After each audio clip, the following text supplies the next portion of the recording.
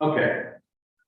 Okay, so all together here, and we're at one. Okay, well, it is 10:07. I'm going to call to order the Historic Landmarks Advisory Commission meeting for September 11th, 2023. We'll first start with a roll call, and let's make it easy. We'll just go left to right and just say who's here and what district. Karen Steinwalk, District 3. Howard Whitlosh, District 5. Rob Bennett, 4th District. Madison Duncan, 3rd District. Ronald Nye at large. Peacock and Gray, first district. Sheila Snow, 1st District. Randy Malcolm, 5th District. Great, so we just have one absent today, and that is Darren Leisure. She did call me a couple of days ago and said she couldn't make it. She's back on an emergency. Okay, public comment. Do we have any people that want to speak on anything that is not on today's agenda? So if anyone is interested, go ahead and raise your hand and I'll call on you. I'm not seeing any hands. Okay, thank you very much. Okay, let's move to the minutes. Today we're looking at the minutes from August 14th, 2023. They were in your packet, and again, I want to thank Commissioner Duncan for he got the minutes ahead of time. He went through, revised them, and what you're seeing is a lot that he already put in the minutes. So you know, we can open it up for anyone having questions to the minutes that you see on hand. Yeah, go ahead. Actually, the draft on that original had a lot of information. Just making sure that everything was clear and ordered and the important issues. That's right. And there's a few little minor things we still need to clean up. On the first page, on the very first paragraph, where we're talking about where we are. In the board of supervisors, at the better be a government center. Okay. And then down at the bottom of the page, when we're talking on the second bullet in the project discussion, it should be the Santa Barbara Botanic Garden without an extra E in garden. And then, let's see, on the second page, the only thing I saw is under Rancho San Carlos public comment. At the very end of that public comment paragraph, you need a period. Got it. And then on page 3, the second bullet, end of the first line is Rancho San Carlos should be capitalized. Got it. And then, under the movie center cottage demolition, the discussion from the planner, which actually right now appears on this next page, John Burley, that should actually be in front of public comment, and it doesn't need a bullet. And then under public comment, you don't need a bullet in front of board enforcement. Okay. And then still clearing up the John Zorga comments. Federal County Planning John Zorga said that staff has confirmed, just going to clear about Tuesday. Okay. And then let's see. Oh, under interpretation of county bylaws, under HVAC comments, the very last sentence, this begins Chair Kaufman, right? Which bullet point is that? It's The last one? under interpretation of county bylaws, under HVAC comment, Oh, that big paragraph that it starts it has the last sentence, like Chair Kaufman, yes. Yes. Okay, that should stand by itself and have its own bullet. Yeah. And then it should also be revised with Chair Kaufman Gray went over the planners' suggestion. Got it. And then that was it. Oh, before that, That I saw. anyone else? I have a couple. One is, Karen Leacher was not at our meeting. We missed that. Oh, okay. So, she should be either absent. And, so that might change, I forgot to look at the votes, that have the votes, but even she was not, available, so. I think 7 of you. So the minutes Still might, there. the vote for the minutes might have to change.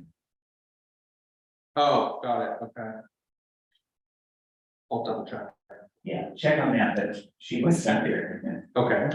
Okay, and I, it's not really a question, but I just want everyone to know, I had a conversation with the, Lisa Rivas from Rancho San Carlos. And she was very upset that the, under HLAC comments on the second page, the very first bullet point, HLAC consideration of the project was hampered by the fact that the architect and landscape architect was not available to explain. I told her these are minutes of what people said, and they were very upset that we put that in there because she felt that it wasn't supposed to come to us and it wasn't supposed to do. So the reason why there is no architect or historian is because it should not have come to us at the very beginning. So I just want people to be aware, they wanted it removed from the minutes, and I'm saying that, no, this is what was said at the minutes during the meeting. We didn't ask for it to be removed, we asked for it to be edited to state that the reason they weren't available is because they were not invited to attend, because it was not a requirement of their permit. Mr. Chair, just before you vote on it, I just suggested you just open public comment, we could do it formal. Okay. Yeah. Anyway, those are my two. The other, minutes? Okay, you want to approve, minutes? So, Any changes? I'm sorry, so this formal, we should probably have to vote on. Okay. So this So, formal. we'll go ahead and ask for public comment in the meeting minutes. Go ahead. 2 comments. Number 1, liaison is missing an I under past my title. The second is that first bullet would be more accurate if it was edited to state that architects were not available because Rancho San Carlos was not formally invited by the committee to attend and present. Noted, it's not part of their permitting requirements. Or something of that nature. I think you'll need to identify yourself for the My record. name is Lisa Murphy Rivas. I'm the liaison and spokesperson for Rancho San Carlos. Do any commissioner want to add that into our minutes? I have some thoughts about it. I understand this. Previous. The previous point, and I think that should be stated, somehow included in the minutes. However, it also should be stated that that we were surprised by this and wondering why it was not agendized, why the applicants were not notified. That needs to be also lifted up into the minutes so that when we have subsequent conversation about it, their position is stated and so is ours. So I would just, provide a little bit of warning. I think that you can kind of, add a little bit of context there, but I don't, this is a record of what happened at the meeting, so it wasn't, you guys didn't explicitly discuss it, you just have to be really careful about its inclusion in the minutes, because this is a reflection of what happened. So you can clarify things, rewording is fine, we just want to make sure that we're not adding things, Good point. that shouldn't be. So it's been my understanding of the minutes, it should be what actually was said at the meeting. And not doing explanations. I would defer to that. I mean, I just wanted to raise the point that there are two points. No, I agree, it was, that wasn't what was said, That's correct. That's one thing over here. So any other amendments? So the consensus is to leave what we see here as is. Yes, Correct the spelling. correct. Any other commissioners' comments on the minutes? Okay, go ahead and approve it. With the amendments. I move to approve, H like minutes of August 14, 2023 as amended. Second. Okay, all in favor, say aye. Aye. Opposed? Okay, Do we have any abstentions? I think everyone. I think everyone's here. Okay,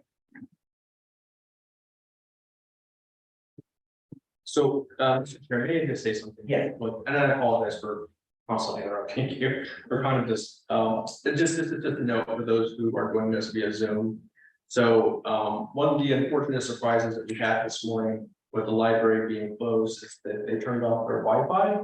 So I just want everyone to be aware that we're running the meeting off of my, mobile hotspot. So if we have any issues, we'll try to get it corrected. It's running really well right now, so, you know, maybe we can just be succinct in how we, in our comments today, just. I was rather on mics, I mean, how is it picking up? Can they hear what we're saying?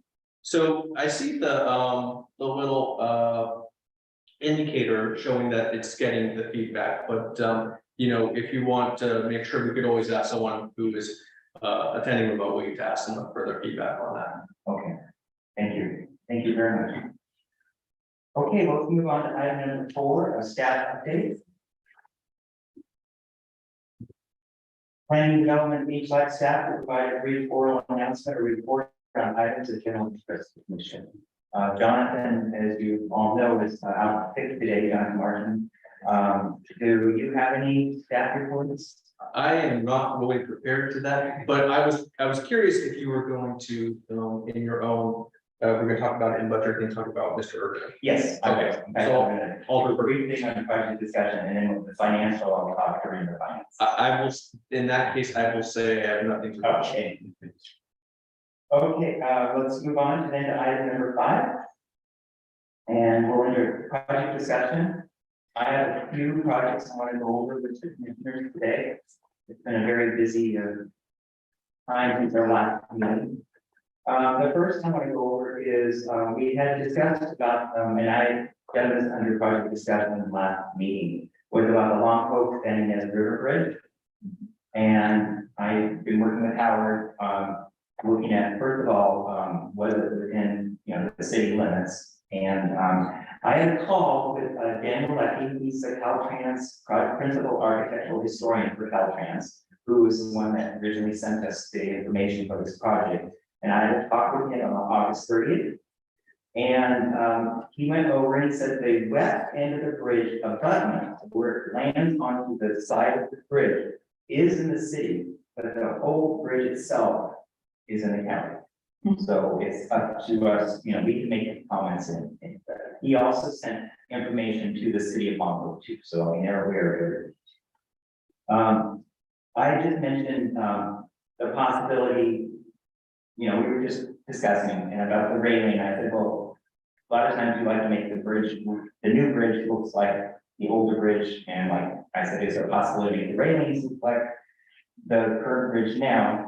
And he said, well, current crash standards, they cannot do that, but he actually said that Caltrans is working on a whole new type of railings that are crash resistant that will look old. And they actually are working on that. So maybe by the time this bridge gets in the pipeline, that might be something that could be, you know. He would like to come back to HLAC with the, you know, with a presentation to us. Because he would like to, he'd like us to vote on whether they concur, whether we concur with the previous determination of the National Register of being the bridge is ineligible, or if we feel it has some potential to be eligible. So he would like to come in a future meeting to give us the presentation like he did for the Alamo Tower Bridge. And but at that meeting, we'd like us to make a finding one way or the other. And he did send me some really interesting packets.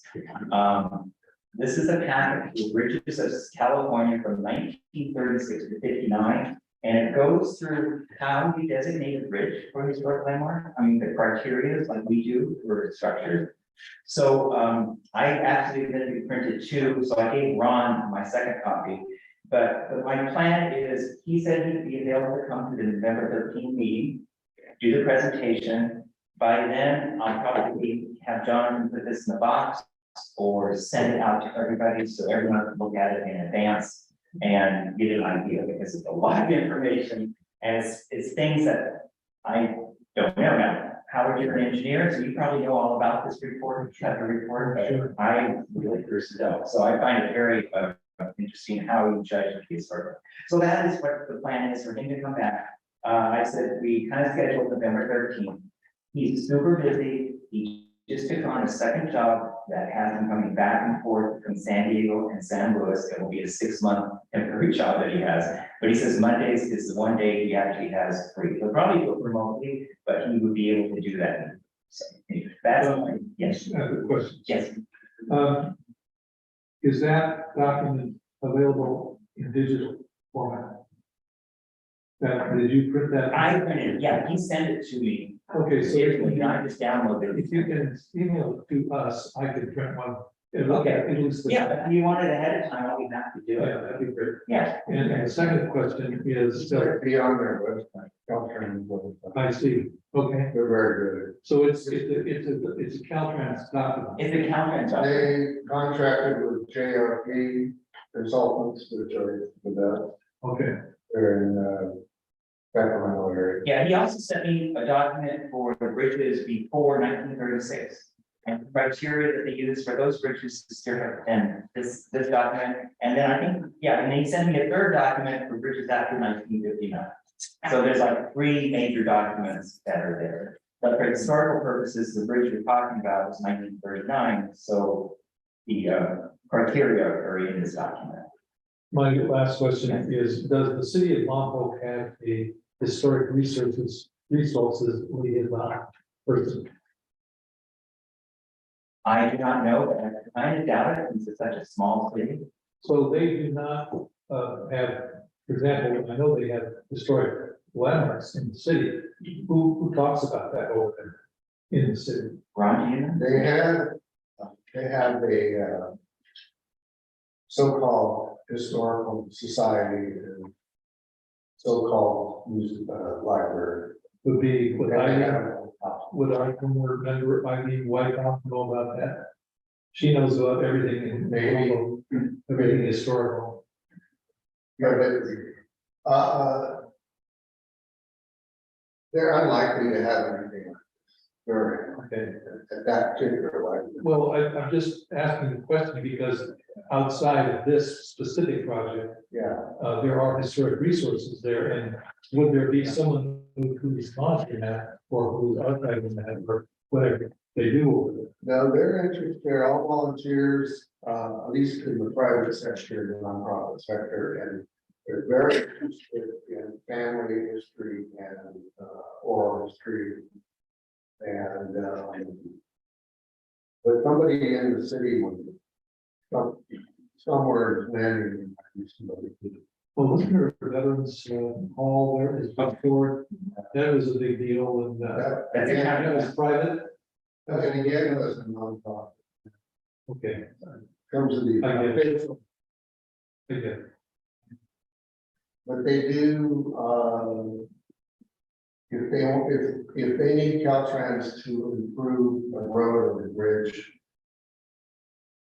they're required to hire a consultant to do the report. I did one, Lompoc or Caltrans? I did one for Caltrans for. Well, Okay, okay. We have other people that have questions here. Commissioner Simon? So I go over that bridge all the time, and I will say on both the edges of both sides of it, east and west, there is a really, looks like the WPA 1939 stamped in there, which is not on these photos, which is kind of the cool part of that bridge. So I'm happy to stop and take one if you would like, because that's a neat thing there.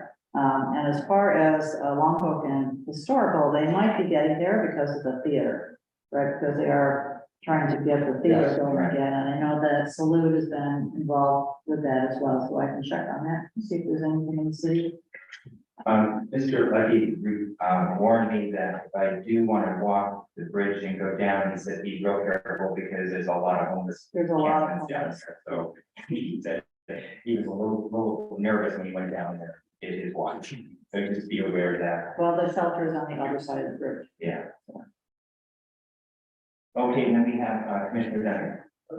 Yes, I'm really glad that they're not going to just simply depend upon a survey that was initially completed in 1986. Because that's 37 years ago, this bridge is now 84 years old. So I think it definitely warrants looking at it again in terms of its eligibility.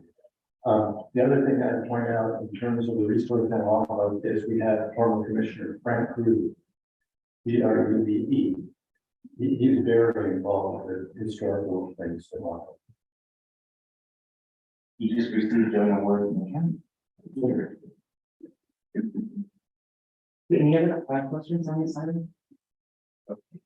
So it looks like I'll be bringing it back on November 13th, and I'll make sure that everyone gets this in front of report.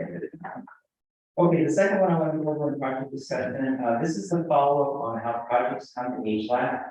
As you notice, it was not on the agenda today. Ron and I, Commissioner Nye and I had a Zoom call on August 28th, and it was the two of us, in addition to Joseph Dargo, Travis Seawards, and Nicole Liu. We were all on the call discussing in general about how projects come to us.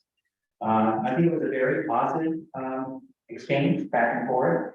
You know, the last time I kind of went over 3 potential ideas that they have for how to bring projects to us. Yeah, these are all county planners.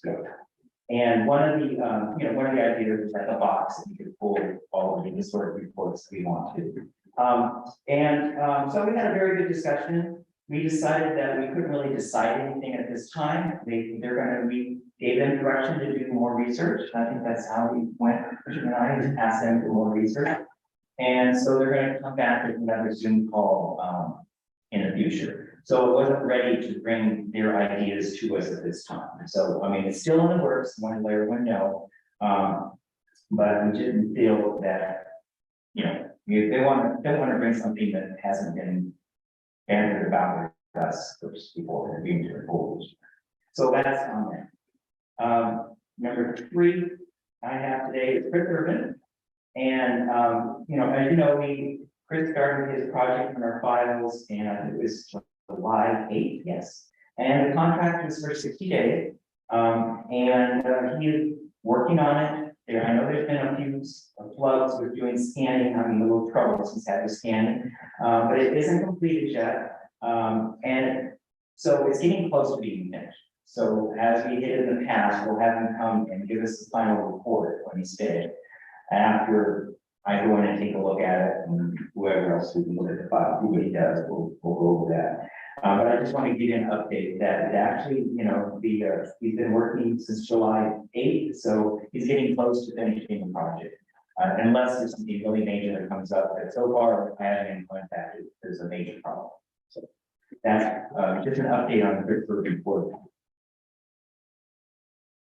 And that is all I have under project discussion.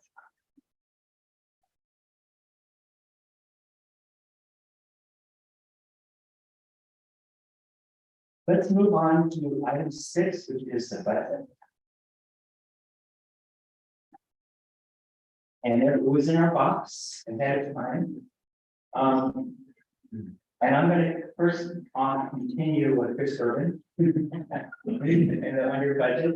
As you can see under professional services, he was Chris Urban was originally paid $1,000 or to start his work.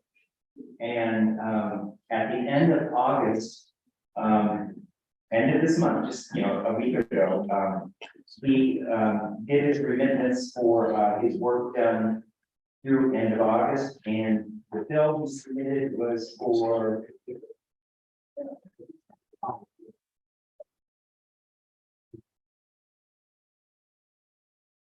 okay, we're at 1,200. It's 1,200 and something. It's Yeah. the bill. And you applied the deposit. Yeah, I thought I wrote, oh, here it is, right here, 1,235. That's not. Yeah, and so he submitted his invoice and the county paid him, you know, up to the end of August. So we can add the 1,235 to the 1,000, so that means so far we spent 2,235 under professional services.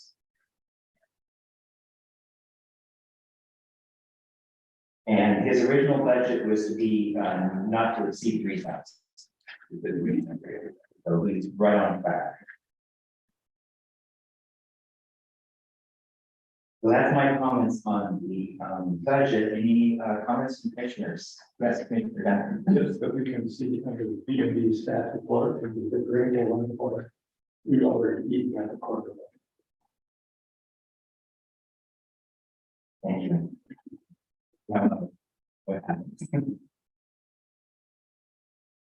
And, you know, I made this discussion before, and since you aren't budgeted, is, you know, the earlier in the budget year, if we want to use the extra money in professional services, we need to use it early, because if we wait, then the planning development staff support will go over, and we won't be able to use that money. So I just wanted, you know, so, you know, if we want to do some plaques for some of the new historic landmarks, now would be the time to spend some of that money. But I'm just thinking we need to wait probably till after Chris Irvin's finished to get a final total. And then we can discuss that, I think that's the appropriate way. Okay, but anyway, we have our budget here. Any other questions?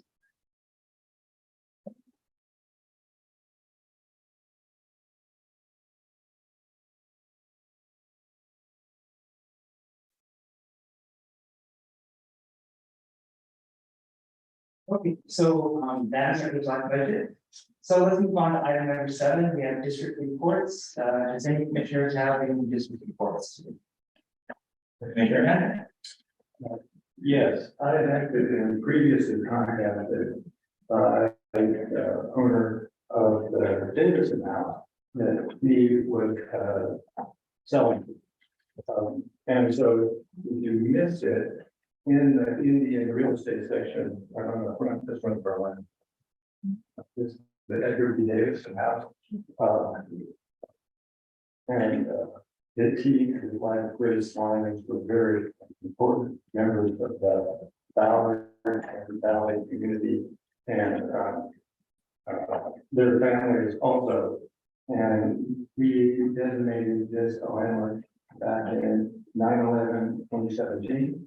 And the supervisors converted that in November. There's a nice little article inside. It even speaks about being landmark, but of course, the critical thing is not just for the redecorated as noted there, but the work is made. But both Commissioner and I and myself have looked at it, and it's quite an interesting house to be requires a series of add-on and needs of the family group.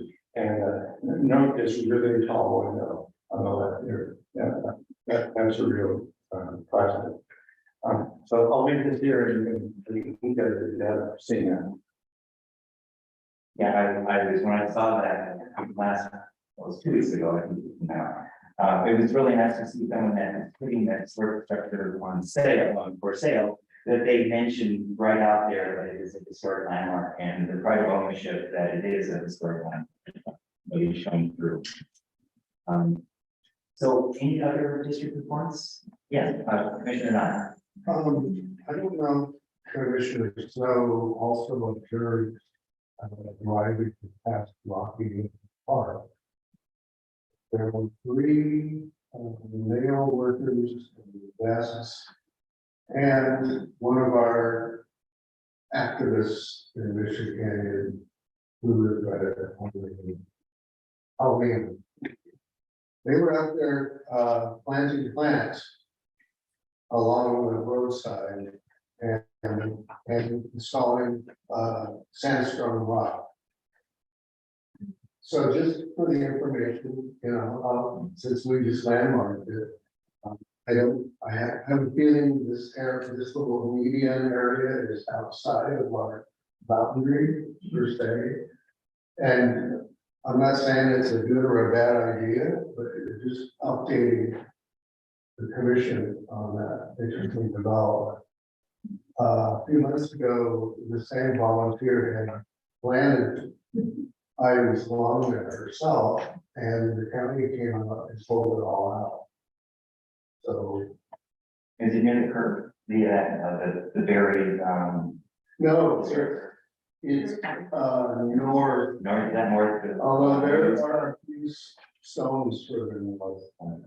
So it's in an unusual area and it's reported by some. Anybody else? District report, yeah. Just a comment on that. So this may fall within that escape clause within regarding funding improvements. And so we can look at that, but I think what would be most important there is simply just keeping a track. We have a record if we want to look at what has or hasn't been done. Any other?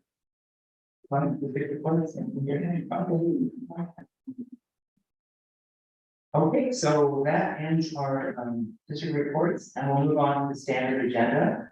Our first item, number 8, is the Santa Barbara Botanic Gardens at the dam.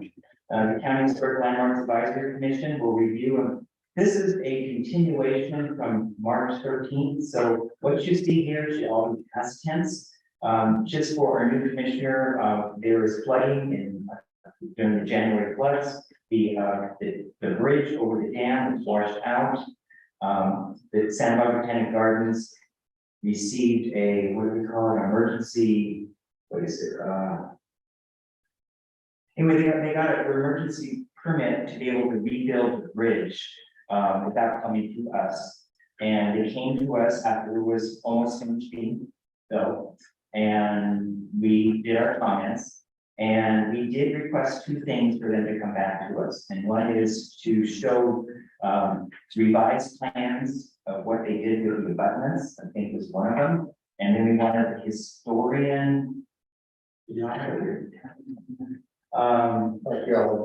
archaeologist to come back and just to do a report that it did not do any damage in the historic resource in that area.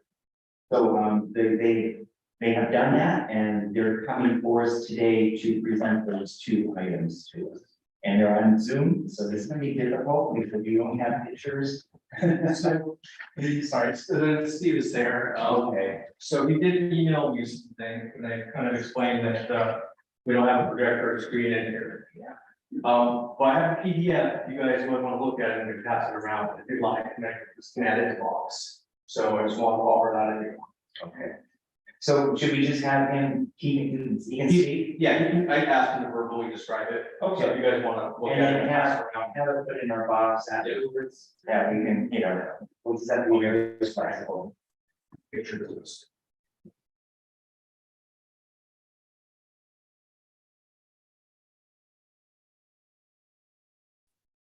So we have, Mr. Weingarten is going to be doing the presentation. Sure, I'm happy to start off, and my apologies for not attending in person. I didn't realize the setup was going to be quite like this. So I apologize. I'm only coming to you virtually and without any PowerPoints or anything like that. We did submit in June to the requested materials back to Nicole Liu and Kylie Brown, who is our planner. And so we have a report. Mike and Wally, our archaeologist, is on the Zoom with us as well, and he can give you sort of the gist of his letter that is submitted and is now in box.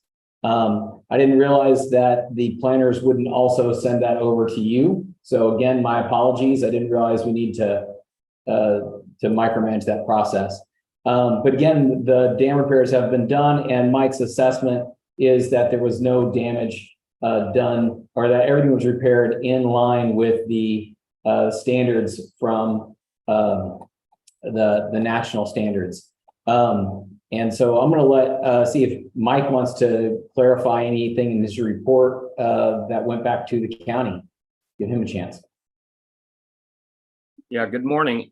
I'm not entirely certain what needs to be clarified, but the underpinnings of the dam were repaired with concrete, just as the original underpinnings for the bridge were prepared with concrete for the 1880s Mission Canyon Water Company that put the bridge in the first place. The bridge was widened as per the plans that were submitted for the permit. And so the concrete underpinnings were widened. In my original recommendations for the repair of the bridge, I recommended that they use lime cement rather than Portland cement on the deck of the dam, and that is what they did to the approach, to level the approach on the dam to the timbered section of the bridge. So everything was done according to the recommendations, and there hasn't been anything done that adversely affects the resource.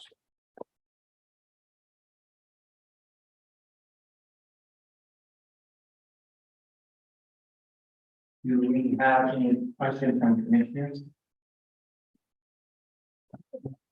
I know it's hard not having that in front of us. Yes, I have a question. Yes, go right ahead, Commissioner. My question has to do with the treatment of the handrail. What is the material that stabilizes the handrail that prevents people from falling through the handrail at the present time? What's in the plan? The handrail that was reestablished is the same one that was there before. It is a metal handrail with a metal pipe on top and wires that run alongside to keep children from going underneath it. The only difference to pre-construction was that we brought that up to code, which required that we put in 3 additional wires. So to keep them narrow enough to make sure that no one's head would fit through there. But there was no other change to the handrails. So the components of posts and handrail are essentially the same gauge, same size, spacing as previously, and the previous was metal also, or was it wood? It was previously metal. It's been metal for at least the last 15, 20 years. I don't know exactly when it went in, but certainly the duration that I've been here at the Botanic Garden. In fact, we used all the same components. We found them downstream and brought them back. Thank you. Yes, go ahead. Yeah, I've got a question for Mr. Pinwell. You referred to the leveling of the decking for the bridge. And what I'm specifically asking about is what we were concerned about, because they weren't shown on the drawings, was what looks like is poured concrete abutment. It's on the end of one of the bridges, on one of the bridge. So in the sheet we're looking at now, you can't see me on part of it, but on page 3, there's a photograph that says repairs nearly complete March 9, 2023. And on top, there's this new looking under the bridge, and this obviously I guess is looking toward the south.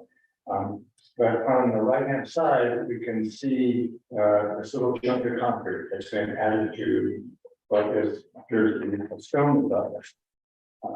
And these were the things we were specifically wondering about. So just a question to follow up, is that in fact what you analyzed and determined was not a significant negative impact on the resource? I do not believe it's a significant impact to the resource, and it is documented that concrete abutment is documented in the plan submitted by Van Sand. Thank you. Okay, any other commissioner comments? Okay, do you have anybody from the public who'd like to speak on this item? Go ahead and raise your hand if you'd like to speak and I'll call on you. I'm not seeing any hands raised. Okay. So we'll move on to, commissioner comments on this. If you don't have any other questions. Go ahead. I'd like to thank the Lieutenant Guardian for both addressing our concerns to complete the documentation of the emergency repair and compliment them on their speedy work in repairing this landmark so that the public can continue to enjoy it and the resource can be preserved. Beautiful. Okay. I agree. Any other commissioner comments? Okay, well, I agree with Commissioner Duncan and everyone else is agreeing with Commissioner Duncan. I want to thank him for doing the report. I mean, we asked, what was it, two months ago meeting, you know, what's going on with this, and you know, we didn't follow up to see if they were doing that, but they actually were doing what we had requested at our March 3rd meeting. And it was almost ready to come back to us. So I want to thank the Santa Barbara County Gardens for their due diligence on our questions that we had at that meeting and come to us today, even though it's kind of limited how we could do it visually, but and David will put the information in our box so we can pull up the letter and everything that they have in the future. But again, thank you, Botanic Gardens, for you know, being a good steward for this project. Yes. Is there an official thank you that goes to people like this when something nice happens? No, I think it's our, you know, their requirement for the historic landmark is if they have to do any changes to the project, they will come to us on certain, not all projects, but certain projects. Be clarified, because if you plan to change, everything changes in the Botanic Gardens. But something like this was an emergency, the lake was destroyed because of the flood. You know, they came to us, they had an emergency permit to even start work before they came to us. But we asked the question after they did the work, and so if something major comes up, they will come to us. So they will be coming to us periodically for things in the future. You know, it might not be right away, but it could be 3 or 4 years down the road. So yeah, we usually don't do thank yous. We thank here and it's 3 minutes. Commissioner Duncan. Just a little point for sure. It's interesting in both the Botanic Garden is landmark and the Mission Dam landmark. There's actually the dam as the landmark. The bridge has been around in one form and another as long as the Botanic Garden has been there. A bridge was installed pretty early on. It looked a little bit different from this, but obviously what we're going to do is the same thing we do with all our other landmarks is balance out the preservation of the resource with the public use and enjoyment of the landmark. And obviously, the bridge helps people enjoy not only the dam, but the Botanic Garden itself. And the garden has been pretty good at trying to replicate and continue its structures in the manner that is designed. Kind of the thank you, sometimes we do for something people would like, but and that is probably our way. And we're gonna be a thank you. The garden does not have our plaque. Well, that's something we can discuss in the future. Yeah. If and we can approach them if they would like a plaque somewhere. And, you know, being just one structure, being a landmark, it might be very hard without bringing the landmark. You know, like that and something too. Just seems like a positive reinforcement for good behavior for the new thing. As we go on to the movie sisters. Okay. Okay, so, that ends our, Santa Barbara Botanic Gardens, and again, thank you, for coming today. Thank you, commissioners. Thank you. Thank you. Okay, let's move on to item number 9, the Moody Sisters Cottage demolition. The County Historic Landmarks Advisory Commission will review and provide comments on the unpermitted demolition of historic landmark number 50, the Moody Sisters Cottage. I'm going to go over a few little things here. First of all, John Storgate, who was at our meeting last, that gave some input, is not able to come today. And I just want to go over some ex parte conversations I've had since our last meeting. I've been quite a few. I originally talked with John Borovich on August 16th. And I had a follow-up conversation just recently, September 7th, and it was quite extensive. You know, and he doesn't really have any, I'm gonna just say, they have really nothing further to say right at this time as far as on their side, as far as what they're planning to do. He went over some more personal things with me on they are doing a lot behind the scenes, but it's the sort of thing that we cannot discuss publicly at this time. So he was always going to be away this time, so he's not here today, but we have a lot of other things to discuss, as you know, in the last meeting that we asked for. So, so those are the 2 conversations I had with him. And then on August 24th, I had a nice long conversation with Ann Ryerson, our county counsel. And we were discussing about potential legal options. And this was before the commissioners received the email that she sent last week. So that is my ex parte conversation. Anybody else have any conversations concerning Moody Sisters that need to be aware of? Okay. So I was trying to figure out how to, just work this. The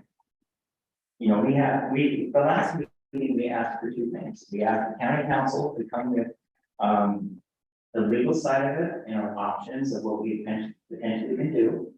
And then we also asked for our planning development staff person to research a timeline of all the meetings that HLAC has had since Moody Sisters was designated a landmark in 2014 through present day, on the meetings we had on the potential of moving the Moody Sisters Cottage to another location. Since there was a question that we were against having to move. So we have 2 things here today. One is to go over Ann's potential ideas of what to do. And I'll go over that maybe first. Maybe that might be a good way to do it. And then we can do the second one separately. So everyone should have it. This is there's a confidential memo, so it's something that cannot be put on the box. And I want to thank Anne for going through them, but I think we can go over it. In her memo, the HLAC had enforcement options, and there is 3 of them, and we all have it. One is referral to the board of supervisors. One is referral to county council. One is referral to the district attorney's office. And each of these are actions that we, as a body, for Moody Sisters Cottage, can take. And You're on page 2. Page 2, yeah. Excuse me, this is Lori Corson. Is there some way I can see a copy of that document that you were referring to? It's a confidential to your client memo, so unfortunately, no.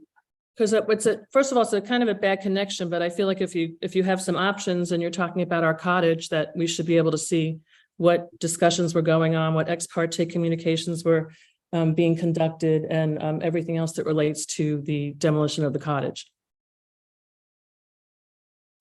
Well, county council gave us 3 options of what we can do legally for enforcement of the destruction of a county historic landmark, which is through chapter 18A that gives us that discretion.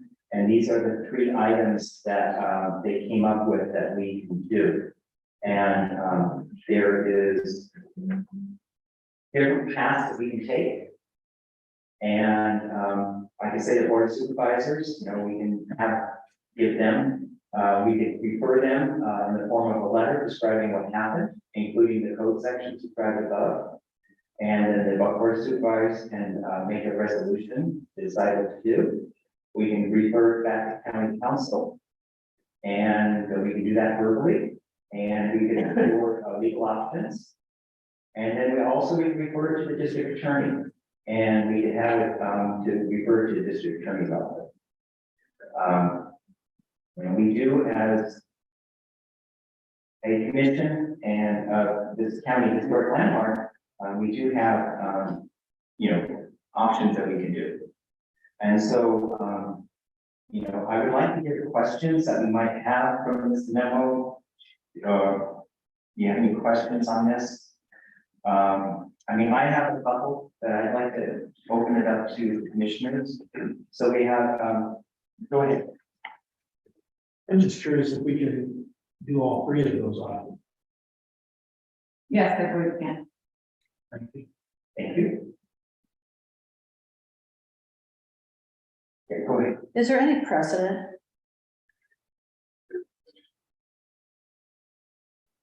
Yes, there is. Commissioner Nye has one, and I was gonna bring that up, but he's the one that has done the research on this, so yes, go ahead, Commissioner Nye. Well, I only knew about this because when you're hanging out with your colleagues, you talk about stuff. And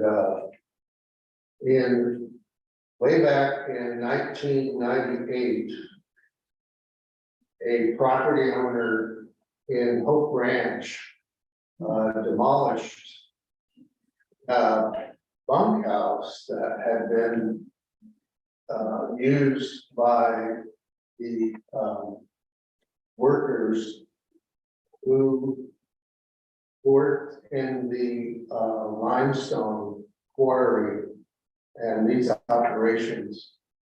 And it turned out this went on for decades, and it was really critical for many of the buildings. This line works, and probably Howard could explain that process, but this goes back to the late 1700s and early 1900s. And this particular bunkhouse, just a very plain building with several doors in a typical agricultural workers building. The owners on their own destroyed it as part of their plan for development. And to cut all this short, the county was quite upset and ordered that it be ordered that it be rebuilt, basically. And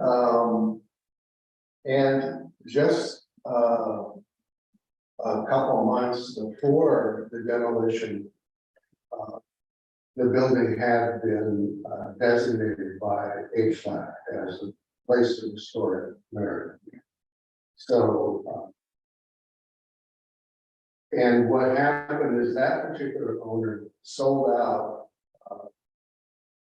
and a couple of owners later came in with their own project, and the county required the new owner to rebuild the bunkhouse, and it's there today, looking quite a bit like the original. So there is a precedent. I'm not saying that we should go down that path, but in this situation, and there may be others, but that's the one I happen to know about it, and I researched it in the county archives online, and which happened to include the nomination that our commission made, Oak Branch Quarry Workers Bunkhouse. So it's quite a bit of history on quarry workers bunkhouse in that. So that's the precedent. What was the vintage of that bunkhouse? Well, they're unsure, they think they're talked about 1870s maybe. It came on, no, it was board and bath. Oh, I It's see. your basic, the kind of ranch. House buildings, small mountains. Various ranches. Thank you so much, Commissioner Dunn. Thanks, Commissioner Ryan. So at this point, all we should get a clarification about, this was part of the place until the parent. Right, having come to the landmark, well, it's having the four. Correct. At that time, the board of supervisors, this was their did not to respond. Correct. Thank you. I'm not sure if you were reported because of the bell. Yeah. So did you say that the board took action at that time? I couldn't quite hear what you said. Yes. Okay. Could you repeat for the record? So my point of clarification was that in this case, the Quarry Workers Bunkhouse, it was a place of historic merit. Yeah, that, It had not been either designated a landmark by the Lakeside or the Board of Supervisors. Okay, any other questions? Oh, yeah. A question for council, really. When you're not already asked whether, of the three different things with the, in the memo, we could in fact do all three. I think that for myself, it was implicit in the memo that if you were to do one, you would also be doing two. So is that, your take also that, the county council would be looking into, the available, legal options in order to inform the board's decision if we pursue, bullet number one, county council would be working. I think that's fair to say, yes. Oh, Commissioner Dunn. Are there any records of this Moody Sisters House plans, photograph documentation on record? It was designated, it made a landmark, so there must be those documents filed. Yes, Yes, And do they include the plans? the original plans as drawn are in the permit, which is in my report. That you got. Okay. But there's just a sketch. So the Moody, these are not plans drawn by the Moody Sisters or their draft. I do not think so. Now, these were drawn by the contractor. I see, and were they the plans used to obtain a permit Yes, to build? yes, but this was 1940. 1940, I realize, sketch, I know. Yeah, Okay, yeah, so, and one of my reports has it. and there are photographs, thorough, as you know, would it be? There are photographs Photograph quality. after Story. After 2013, there are some photos. I think it was in 2021 that the house was documented with black and white photographs.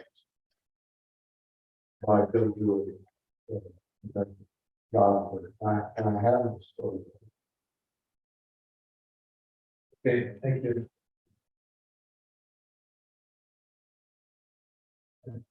go ahead. Yeah, question. With numerous times we looked at proposed changes to the Moody Sisters cottage, we were shown how it is at the current time. So their plan was, There are plans that are. that proposed by various people who wanted to move and make changes to the cottage. My understanding is that the house, the condition of the house was in serious, the deterioration was not well maintained. Broken, Well, just in pieces. as of 3 years ago, it was in pretty darn good shape.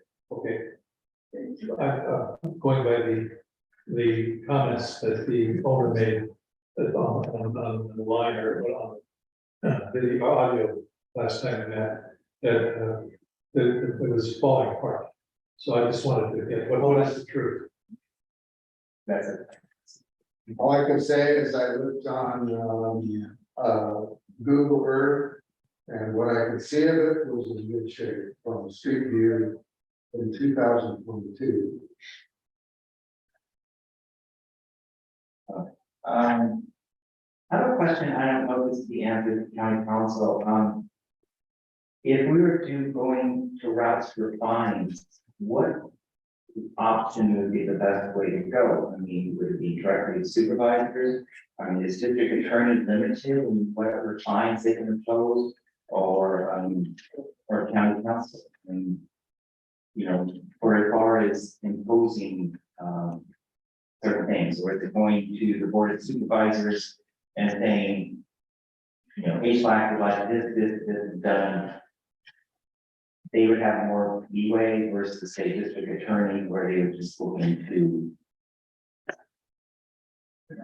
Because on your memo, I mean, there was certain potential, at least I've heard, there's certain ways that fines can be multiplied over time.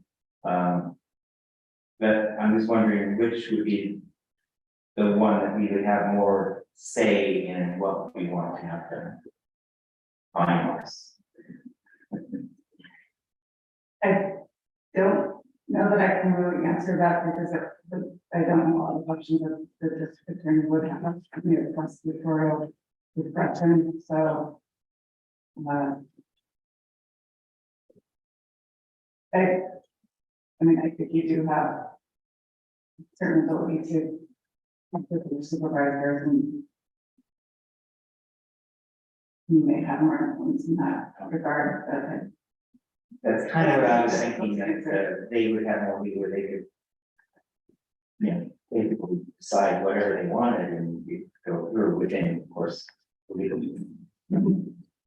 So the other, another question that is kind of the elephant in the room is, how did this happen? And what, you know, what's the change in the protocols now on historic properties that we were not privy to? I mean, is this gonna happen again? Is it a standard operating procedure? That's the sort of question that, that's something that we can decide in the future to make it, we can't go back. You know, it happened. What we know is there was a historic landmark, it was demolished without a permit. Right. That is what we know. Right. To change that and happen in the future, that's something we can do down the road to change why, you know, but right now we have to be deciding what to do penalty wise, what to do, So you know, process wise. my question Yeah. is on the same order as looking at a highway accident. What, you know, what's the cause of the accident? There were rules of the road, people, you know, did they run a stop sign? I would like to know what happened with this accident. Because it's happened before, and things have to have consequences for it happening the first time. I just would like to know, I mean, I agree with all this other ministerial stuff. But I would like to know how we proceed on the highway going forward. Well, I know you're. we know what happened and you're going to accident things, accidents re-happen again. Things do get changed to change that, which is something we can do, but right now we're discussing the destruction of an item. What can we do as a body? To either, you know, if we have these options. Exactly. And that's what we're gonna be deciding and where to send this to. You know, We can be very strong, we can be very weak, what we want to do. As far as wanting to change things in the future, that's another discussion that we can maybe do when we do these, when we decide this option. I mean, I have a lot of things I could say, but I really, we're in a question phase. Okay, question just, Okay, one of the major questions I think we have to ask, what is the will of the county regarding this? Because in the past, in 98, you had county council that, in the past, county council wanted to do things like the trails, for landmarks, with a lot of things. But now, how risk averse is the county to doing anything really proactive? How would they support us? Because this is actually a financial thing as well, like enforcement. For the district attorney, they no longer have environmental protection unit within that. That's really what it is. What is the will of the county right now? And that's gonna direct us, because I live in that line, and you seem to steer us more, council seem to steer us more towards the board of supervisors and let them do the onus. So, we all feel strongly about this, but if we feel strongly about it, then I think we should have a strong action to whoever we decide to send it to. So that's what I think, if we want to be strong, recommendation, we should do a strong recommendation. If we feel that this is something that, it's not their fault, then we shouldn't do anything, we can do that direction. This is our decision, what we can do as a body. And, you can do it each way. I mean, I have my own personal opinion, I think each of you do. I think when we get to comments, I'd love to hear everyone's comments. But right on questions. And, because, they are looking to us to make this decision. Planning development is not making the decision. They're looking into it, but they're asking us for direction, and we need to start thinking about what direction we want to go with. Well, to the point about the will of the county. We really are an advisory commission. So we have no executive authority. Making a decision goes as far as an advisory decision. To decide to advise something. We need to know the force and effect of our advice. I mean, without the will, there is no force and effect. So I just would like to throw that in the mix, because I don't think this is the last time that we're going to be looking at something like this. Well, like I just said, we have the authority to do the recommendations. It says right in our bylaws, right in county, chapter 18A, that if the landmark is destructed without coming to us ahead of time, we have the authority to decide what kind of punishment we want. They can decide at their end what to finally do, but we as a body can decide what we should send to them, or to county council, or to the district attorney's office. Understand? Okay? Yeah. Well, since we're still in question, Okay. not vote with regard to our counselor. What, Ms. Ryerson, what thought or advice or guidance do you have?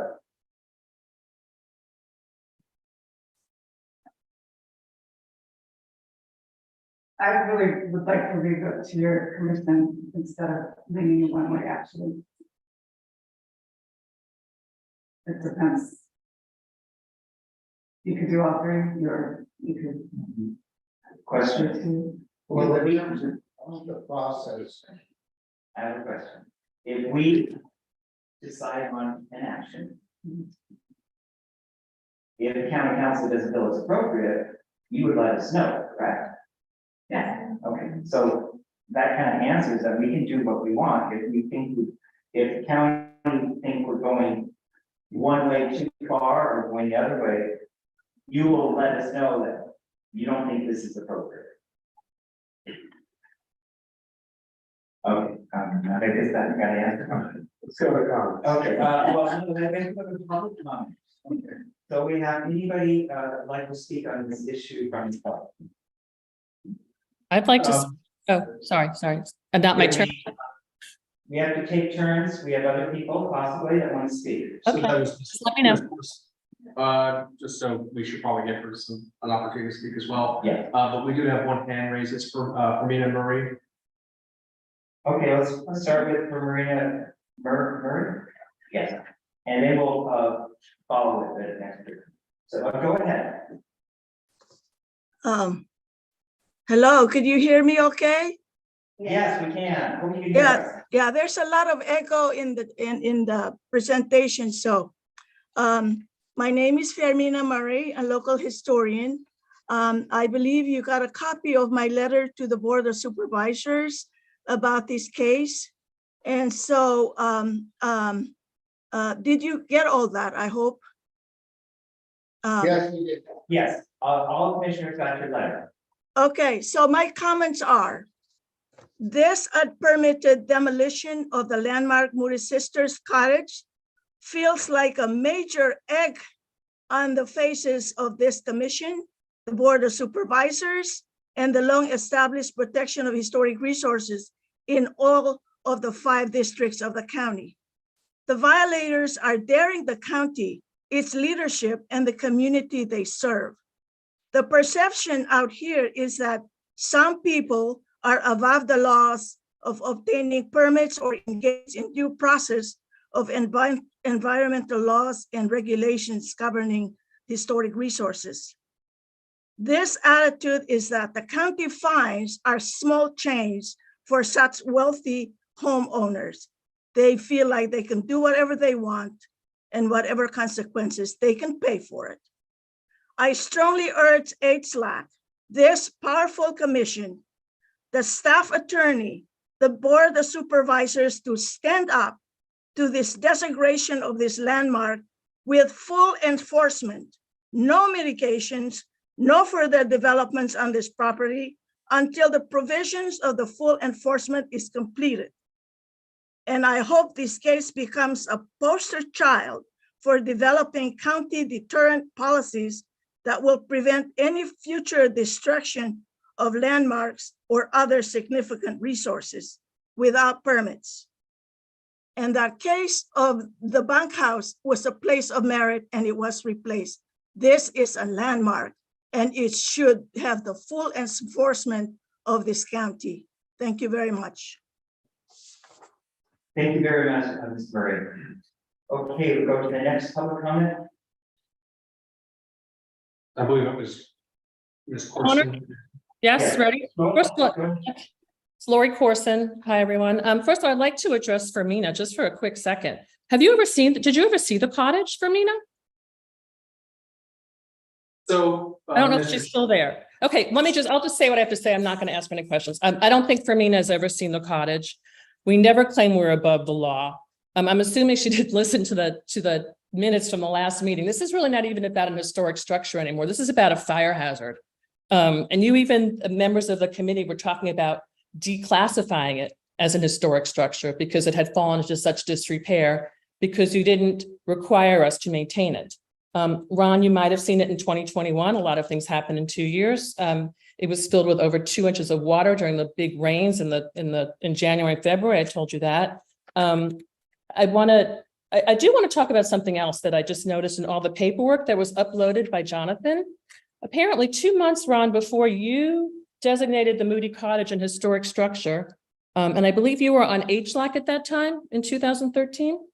Shelley Bookman, an independent historian, did a whole study of the Moody Cottage. Have the board members reviewed that document from Ms. Bookman? Yes. Yes, okay. So you know that in that document, I believe it was 15 pages, done May 3rd, 2013, she said that the Moody Cottage did not meet any of the integrity criteria for to name it an historic structure. She said that it was a bunch of hodgepodge. There was nothing, nothing so special about it.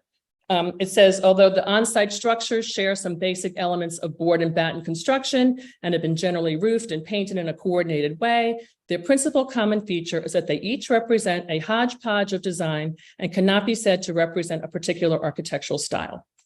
Yet 2 months later, Ron, you came in and came out with a completely different conclusion that this structure should be designated historic. And then 3 days later, HLAC said, okay, we're going to designate it historic.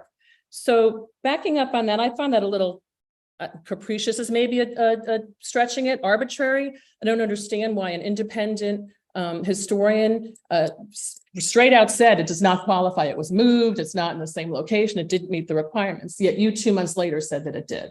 So, I had a little problem with that. Also, you were talking about the bunkhouse. I had a long discussion with people in the planning development, and the bunkhouse issue is really nothing to be compared to ours. In that case, it was a one-of-a-kind bunkhouse. The people who tore it down got scorched earth. They wanted to build their primary residence on the property, and they were told that if they wanted to build their property, they had to rebuild the bunkhouse. And that, like I said, was one of a kind. I believe there are 35 or more Moody cottages that are in beautiful condition and maintained on Periwinkle Lane. And in fact, Planning Commission also admitted to me, I don't know if you're all familiar with this, that somebody had sought a permit to change the roof and the windows on their Moody cottage on Periwinkle Lane, and they were given a permit. And the permit let them change the roof that was so special to Moody cottages. It allowed them to make a black standing seam metal roof, and it allowed them to change the single pane windows and install all new windows. And when I asked planning and development about that, they said, oops, we made a mistake. So there's so much going on with these, with this landmark. But like I said, it's to me, it's become more of a fire hazard issue than a designation or an arbitrary designation of an historic landmark. You have the fire commissioner's letter. He came and saw it. Keith, your homeowner's insurance said they wouldn't renew your homeowner's insurance because of a tree. The worst thing that could happen with your tree that they perceived to be a hazard was that the branches could fall down and perhaps go through your roof.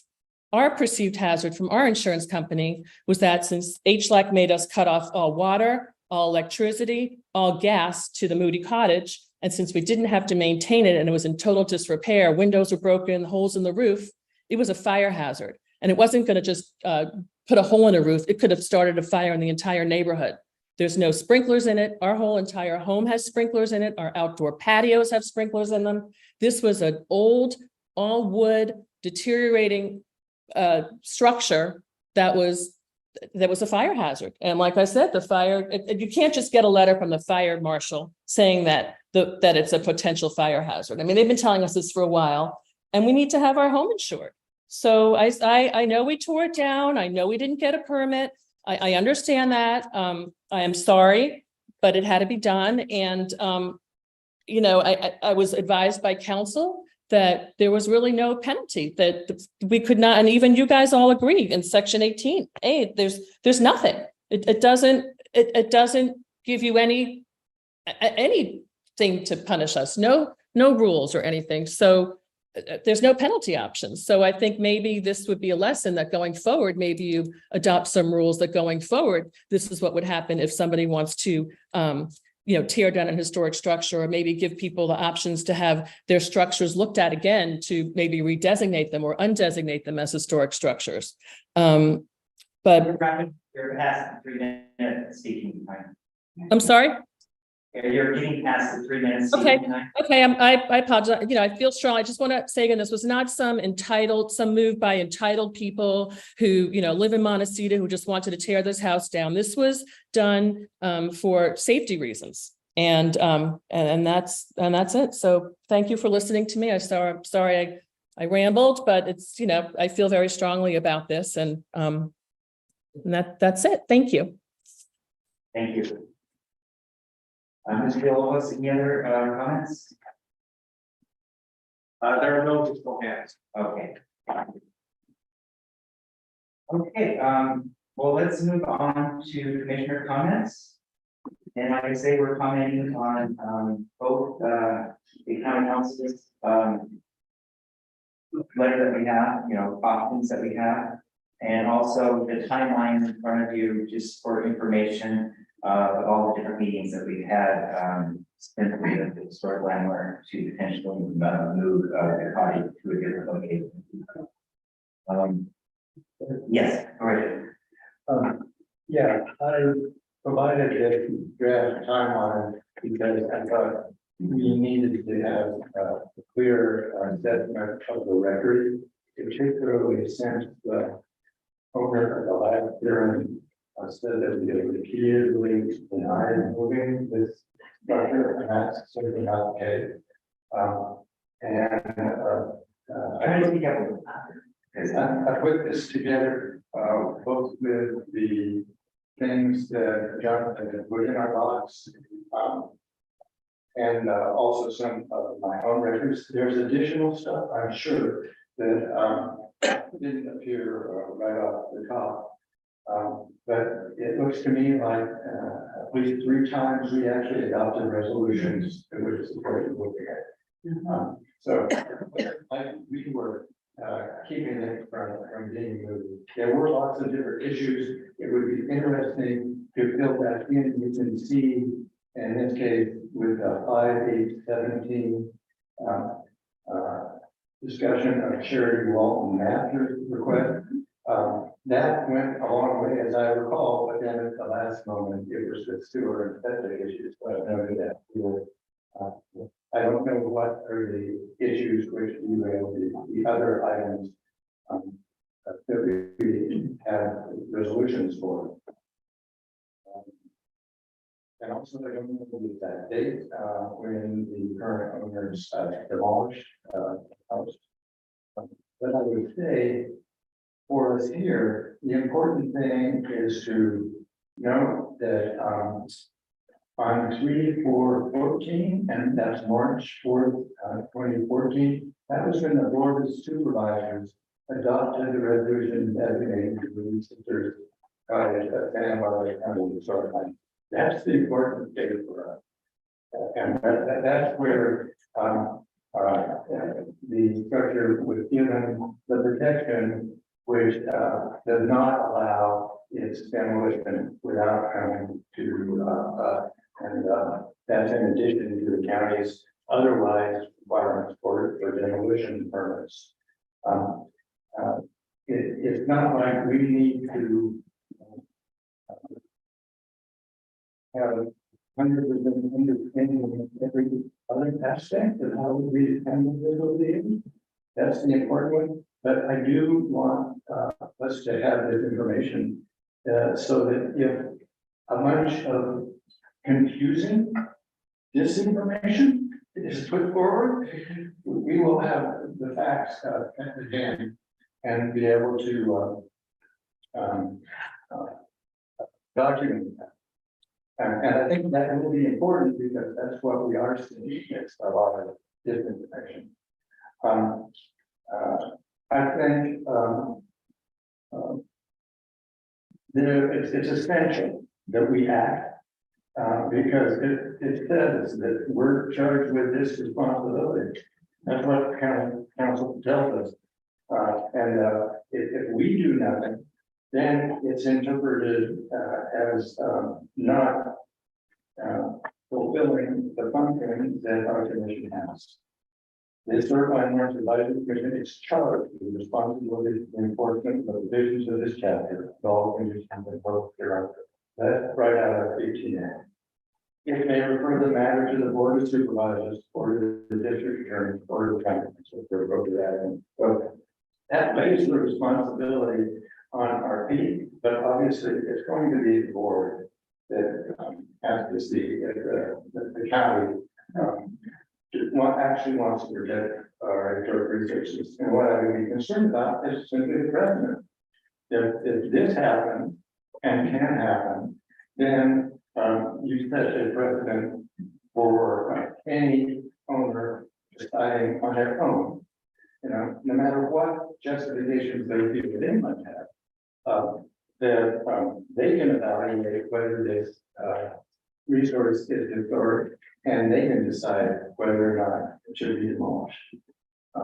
So I would just encourage us to, take a strong and clear action, certainly in terms of advancing to the board and county council, the need to, follow up and enforce the provisions of 18A and the resolution that was, designated as a landmark by the board.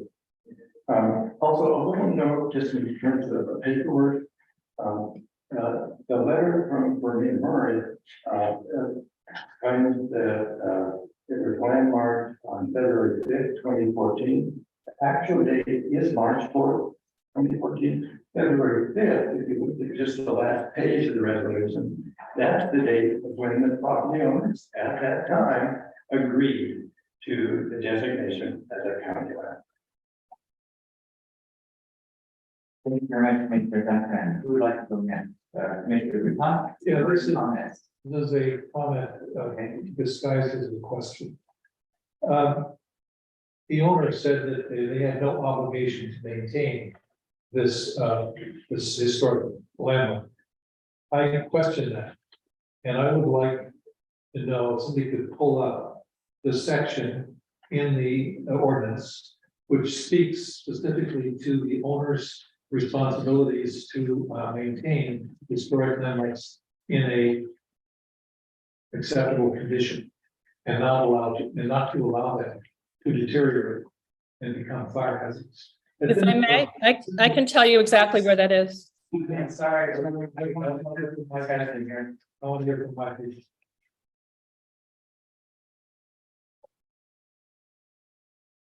Come on, read that language, please. For the record.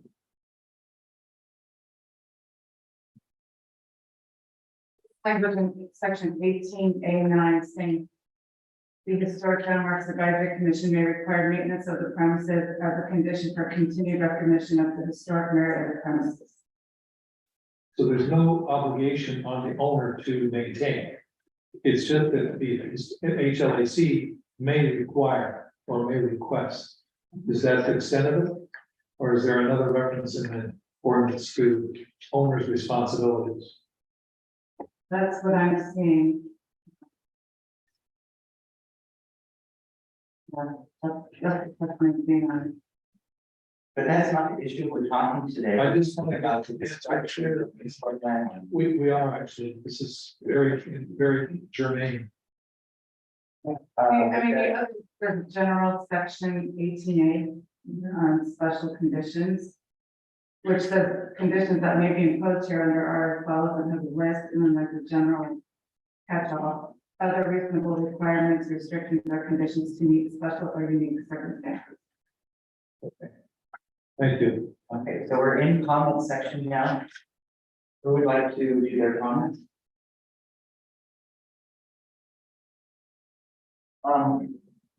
Mr. Malcolm?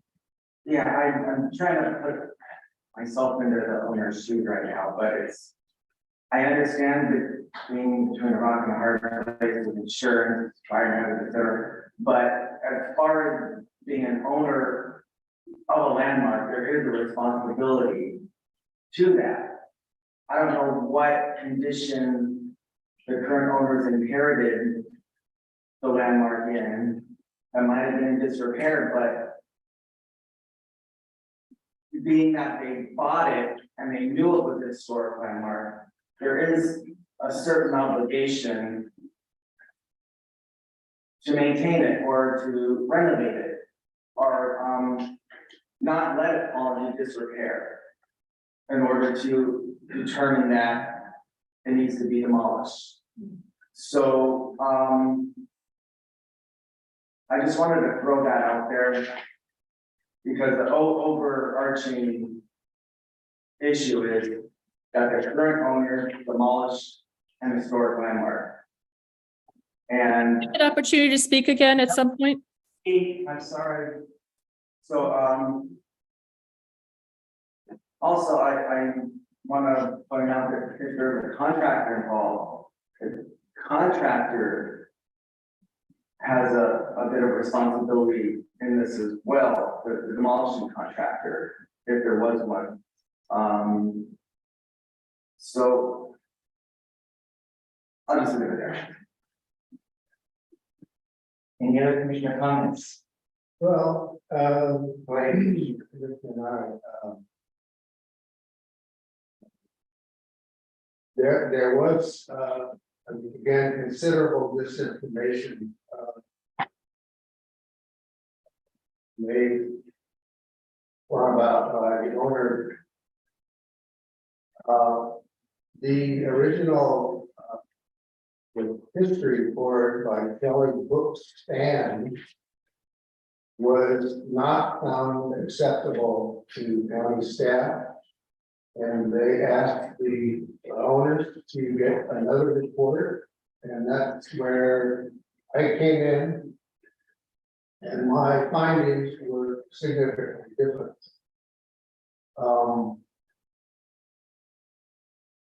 What else can I say to make this short?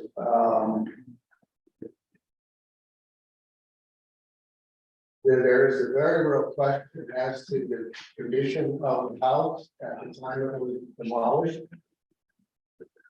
And we don't, as of yet, have a photographic record of it. It was in excellent condition at the time in 2014 that the current owners bought it. But it's, you can see from the various photos that have been taken over the years that it is declined in, the cottage had declined in care and maintenance. But at no time would this commission have required utilities to be cut off. We couldn't require that if we wanted to. What else?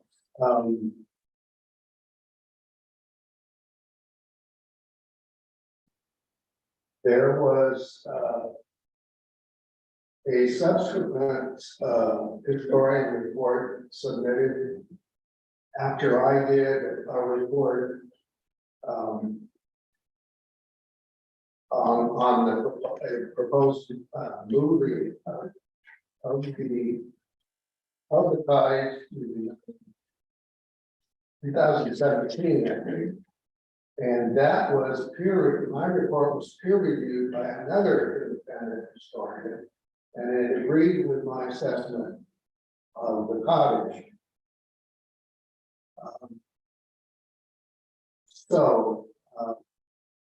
There's a lot of rebuttal that can be made.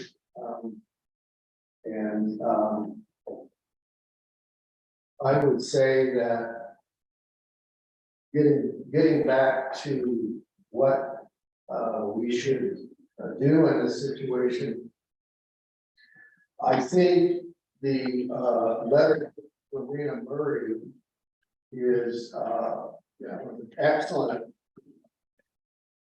submission by a concerned citizen, and my feeling is that there are many people, once they're made aware of this situation, that will be equally outraged. And I think the board of supervisors will be also outraged. So there's so many directions we can go. We could, enforcement is within our power. There also, as part of the enforcement, there might be, if you will, more positive ways to approach this, requiring the owners to fund an exhibit at the local museum, for example, Manuti Cottage or the female architects in Santa Barbara. Those are topics that have never been taken seriously by real historians And, exhibits, have been hit and miss. There's been some articles on the Moody's. Or we could, assess a fine with the money going to, document other Moody cottages, in Santa Barbara, or there are things along those lines that I think we should think about when we're making our decision. I would also like to see,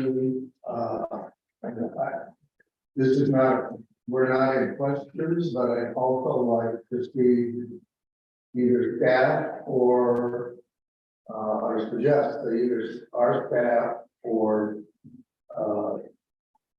the Tony's staff provide a transcript of the comments of the owner, this meeting and the one before. And I don't know how that can be accomplished, but it needs to be done clearly, given the way this issue is developing. Thank you. Thank Commissioner, I just have a question for clarification. Forgive me if I'm confused. The current owner that just demolished the cottage, is that the same owner when it was actually landmarked, or is it a different owner right now? It's a different owner, Okay, and when did the current owner come into ownership? 2014. Oh, right after. After a few months after we landmarked it. So the current owner has owned it that long? Yes, Oh, I thought it was just a brand new owner, like No. in the last 2 years. Okay, same owner. Okay. Thank you for that. Okay, we're still in comments. Commissioner Tosh, you want to do your comments? Well, yes, again, regarding the disinformation. The narrative, as we heard it from the owner, is that somehow the Historic Landmarks Advisory Commission blocked the relocation of this house, and they were party to the derailment of the relocation, and somehow caused the demise of this, all this disinformation. The Landmarks Commission supported the relocation of this house every time it was applied for. The application to relocate, the narrative that should be lifted up to relocate this cottage was tantamount to a feasibility study. Can we do this? It all depends on the future site. Will the future site accept this? Is there sewer? Is there water, et cetera, et cetera? And it was determined in each case, not by the Landmarks Commission, but by other agencies and other departments, that it was not feasible. So each one of those applications, regrettably, unfortunately, fell on misfortune. So this owner has gone through, and now I understand that this owner has gone through the process of 3 different applications, which ended up negative. So I too am in the shoes of that owner. That's tough, and maybe exasperation and frustration with the system and so forth. And hell with it, we're just going to take it. That does not change the fact this is not a place of historic interest. This is a landmark. The Secretary of the Interior's rules, I will call them rules of engagement, are that you don't destroy landmarks. You can document the removal or that transformation of a place of historic interest or merit, but not landmarks. So we're at a different level on this project, on this demolition than we are with place of historic merit interest. So those are legitimate comments this time. Yes, I also agree wholeheartedly with the community talking to the dog. This is a landmark. And it was destroyed, and we needed to be notified of its demolition before it happened, and that was the bad act. And that over and over, we have looked at this initially when it, was coming in to become a landmark, but also every time that we had people who wanted to take it onto their property and, and keep the landmark. And unfortunately, part of that was the county didn't really help us with the moving. They always found something wrong. And that is something that I find that might be part of this. And that if it was proactive in having the sewers and everything else, this would have been moved and gone. However, it goes back to the fact that it's been demolished without noticing us. And over again, when we made resolutions regarding the move, I believe we made 2 of those potential moves. And when we became a historic landmark, it always said the destruction, you cannot destroy anything. And on the 21 application to the move by the breakers, it's again stated in our resolution, the accepted the demolition, the removal, the destruction, partially or entirely is prohibited. And somehow lack of maintenance may be able to be stated within that. That's like, letting it be destroyed, with time and everything else, not preventing a destruction. I think we have to take action.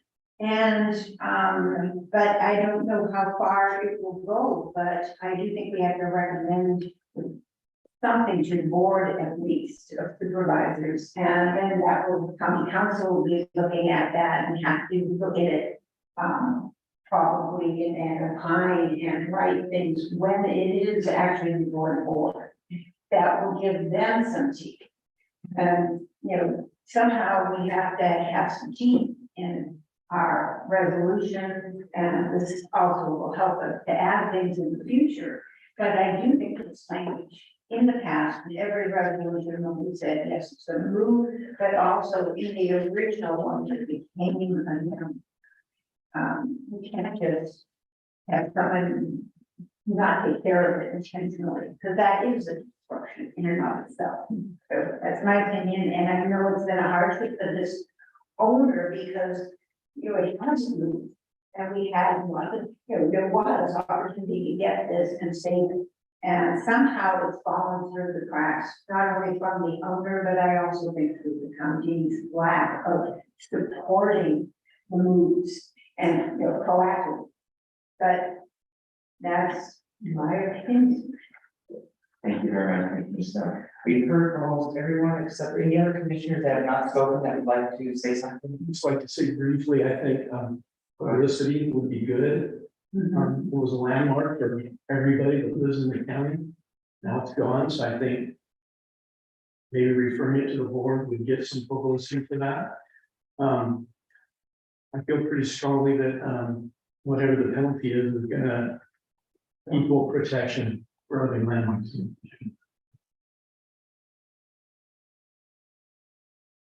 And do you have any comments? No. Well, Everything's been said. I had one more comment? Yes, so regarding the fire department. I've worked many years, many projects with the fire department. They regard a building like this as fuel, combustible material.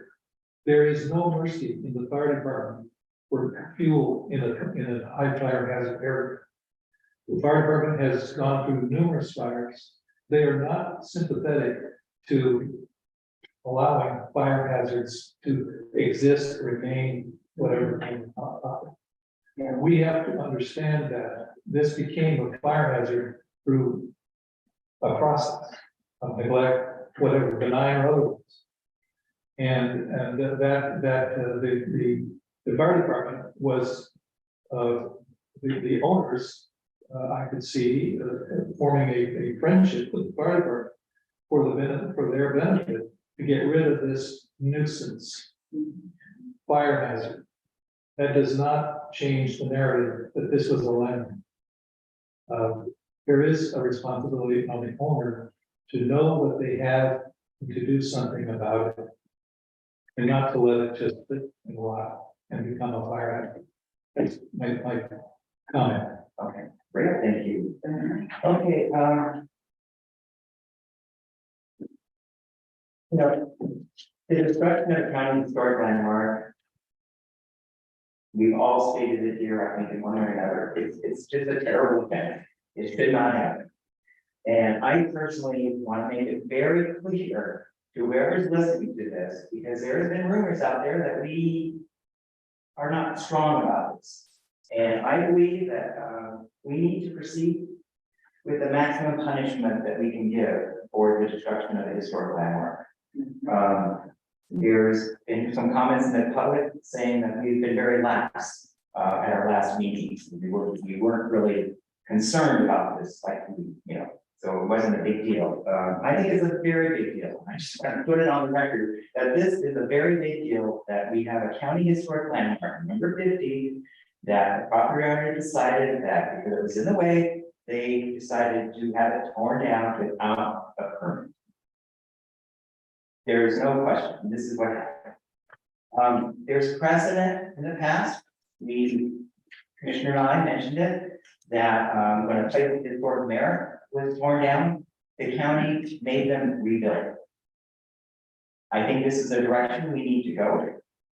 Now, unfortunately, all of the historic materials that was torn down were hauled away, which is, you know, we should look into the contractor. What contractor would take a contract to demolish this historic structure? Is there fees for that, or a fine for that? Because they should know as a contractor that you don't tear down historic land. Permit, you need a permit. Yes, a permit to do that. So what contractor went out and did this? I know if we require them to rebuild the Moody Sisters Cottage, we have to make a decision, is this still going to be historic? Because it's all going to be all new material. The other option, a fine. How much does it cost to rebuild the Moody Sisters Cottage? And then tack on additional on top of that for pain and suffering or whatever you call it. To, you know, make it really a statement to the public that you just don't do this. And that money could go into, as what Commissioner Knight said, for things historic that need to be done in the county. There is a lack of documentation, like Commissioner Knight said, about women architects in the county. Some of these funds could be used for research to have a documentation of our county. There's commissions that get fines. I think it's Fish and Game. If there is someone that pollutes the water, they have to pay a fine. The fine goes to the Fish and Game Commission. They have a fund that we do grants to either clean water, whatever. That's something that we could do. We could take this money, if we do, I mean, this is just ideas, but we could take this money, have it assigned to historic landmarks to give out as grants, to doing research, to doing things, prevention, and to help our historic landmarks. So, I mean, that is an option that we could go, but I really feel strongly that we should go for full enforcement, either have them rebuild it or have a maximum fine for the cost of rebuilding it. There's a problem about, okay, well, I didn't have to keep my historic landmark. I mean, there's nothing in the document I should have to maintain it. I see this as a problem, and I think we all kind of mentioned it. When we do this, if we do this whole package, and I think we should go directly to board of supervisors and county council. I think we should decide what we want to do, take it to them with the help of county council. and let them make the final decision, but I think we should go strongly towards them. But at the same time, we should ask them to amend our county code. And go in there, and there's two good ways, we know, one is we need to retroactively go to all of our historic landmarks, go through the resolution and ask them to put an amendment in there that these resolutions should state that the landmark should be maintained at the current state when it was landmarked. So they're not allowed to let it go down and be all that eventually.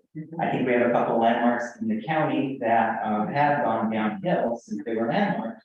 And this would help enforce the need to continue them.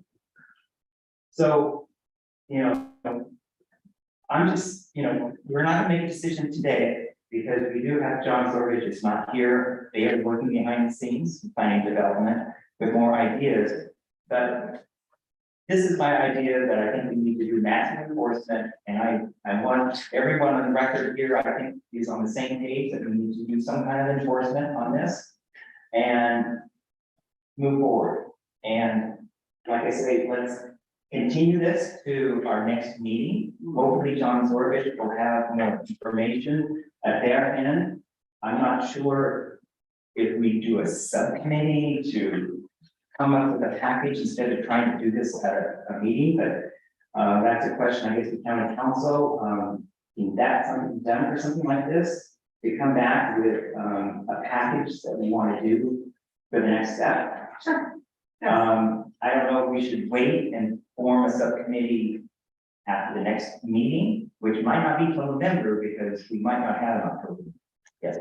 Can I suggest that maybe you ask a certain commissioner, or maybe even each commissioner, to pencil out what they think the course of actions should be based on our discussion this morning. I have made some bullets and little highlights of things that I think that I would like to become part of that conversation. I don't know whether other people have or not, but I think there probably is this many things. that Right, can be is it said. the Brown Act question though, because I want to make sure that we're under all the rules. Oh, do you mean write out the notes and then come back at the next meeting? Yeah, send them in to the chair or send them into whatever, I mean, individually, so pull the questions, pull the comments. Yeah, Maybe there are 5 or 6 that would overlap and would become reinforced with others that are out in left field that the chairman might say, you know, these are outlandish comments. But there are some that are the core. For example, when Mr. Kaufman Gray says something about full enforcement, that's exactly what does that mean? I mean, does that mean reconstruction or does that mean little fine, or is this a little pictures or exhibitions or something like that? I mean, there's a range. I'm concerned on the ground with that process, but you could bring the list back at the next meeting, or do you have a precedent? Well, we should do a subcommittee and then they give it to the subcommittee. So- Subcommittee brings it back. I was going to ask if it would help if those comments were sent and compiled into one document by staff, and then provided to the subcommittee. I'm not sure if that still provides a concern. I mean, I think it's better than what was suggested, sending comments to the chair, but I'm not really sure if that still presents a problem. The minutes of the meeting, of this meeting could very well be those comments, Yes. and that would be no violation of the law. Right, that's fine.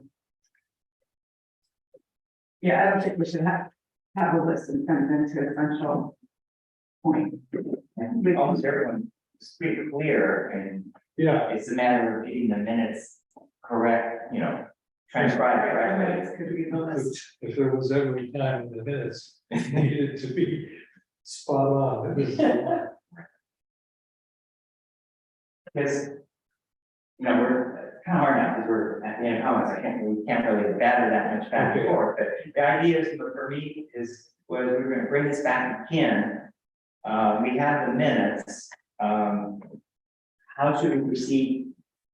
Should the next meeting be about enforcement and deciding what to do next?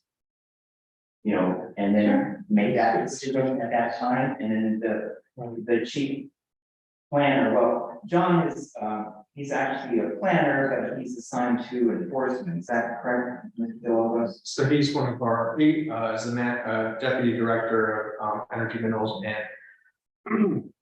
and so his division oversees enforcement. So yeah, So he's like in enforcement planning versus, I think it's important happening there.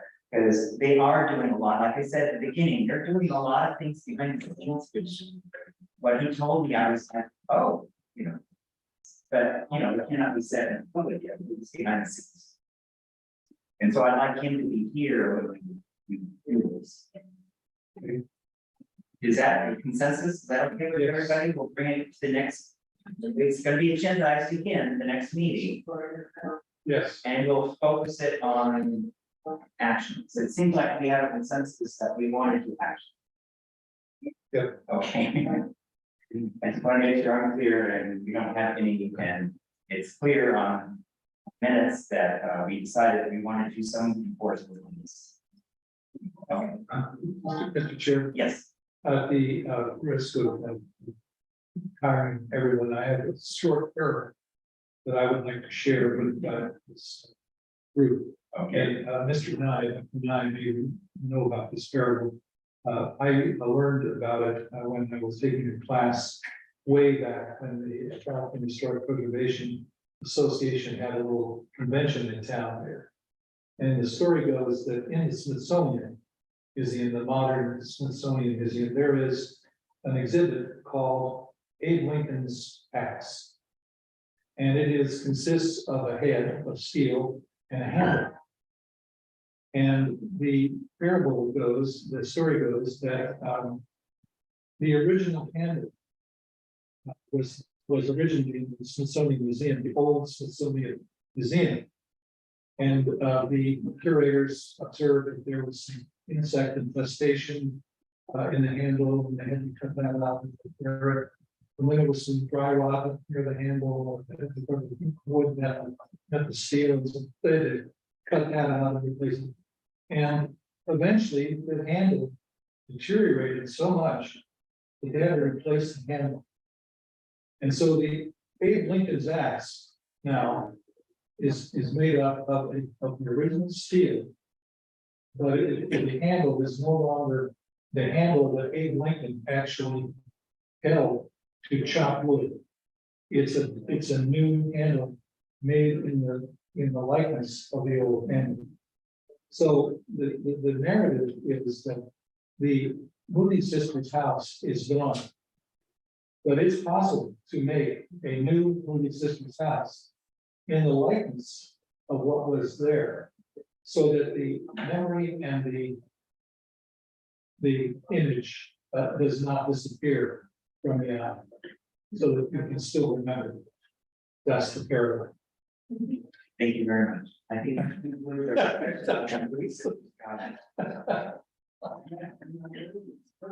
Do we need a 5-minute break before we continue to the next item? Is everyone okay? Everyone's okay? Okay, well, let's move on. We'll move on to item number 10. Now, before we get started, of course, a lot of experts meetings. So, we originally had a agenda sent to you, and then this was a revised agenda.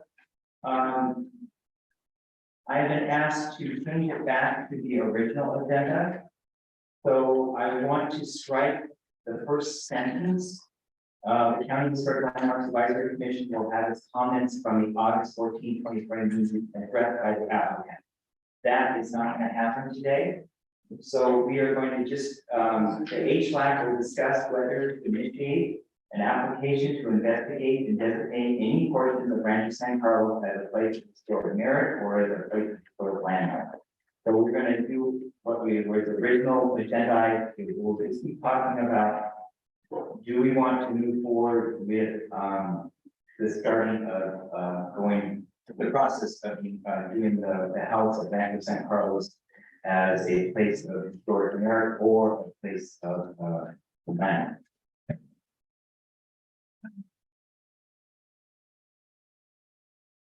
This comments are good. Go ahead. First, let's go through as any kind of part because I have some I have to go over.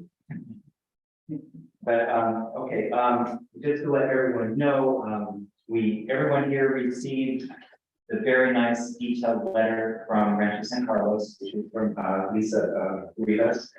And I just want everyone to know that I did have a conversation with you. I did not receive that. No, you didn't see that letter. It was supposed to be distributed. Maybe it's on the back page. Is it in the back? You have it, Jonathan? Do you remember? Well, that was on there in the box where I heard it. Well, what got sure. I thought it was in the box. We should look at it. It was in that.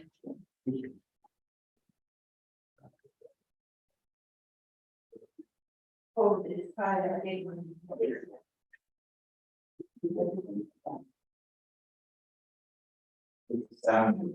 It's one.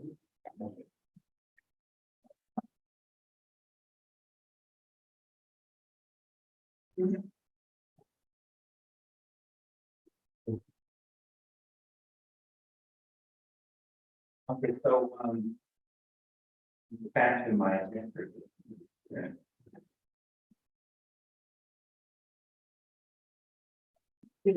All of you have this from Rancho San Carlos. It's the old one? Yeah, that was the kind of report. Yeah, that. Yes. Everything that I had last. You can have that. There are, and really, they have. Okay, so I had, conversations with Lisa Rivas, a very nice long conversation on August 24th. And also recently on September 7th.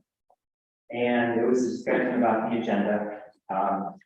There's no use going into details, but there's a lot of back and forth on what we wanted to talk about today, and this is what we're gonna be talking about. Also on August 30th, I had a meeting, a call with Soren Kringle. Actually, Soren, I originally had a conference call with him on September 6th. And then we also had a talk on August 30th. And so those are my conversations I had about Rancho San Carlos. It was decided, we went into detail last month's meeting, so we pretty much know what's been going on. So today we want to talk about, I was asked to bring back with this meeting a discussion on historic landmarks or historic merit status. So just a brief background, as you know, the February 16, 2023 phase 1 and 2 historic resources technical report for the house and immediate gardens, because that's all that this historic resource report is. It's not the whole estate. And there was still conclusion that it is eligible for historic landmark or historic merit status, even with the changes that are proposed that we discussed last. So today there was discussion that, well, let's make this historic landmark of merit, and that's what is brought for us today to discuss. So, we've already seen the historic report. I have some questions, and I know the applicant letter has a lot of questions, and some answers to our questions are in that letter. So can I just give you guys like 1 minute to look at this letter? Because I thought you all had it in advance. I don't want to be talking with a lot of information in the letter. Is that okay, David? Yeah.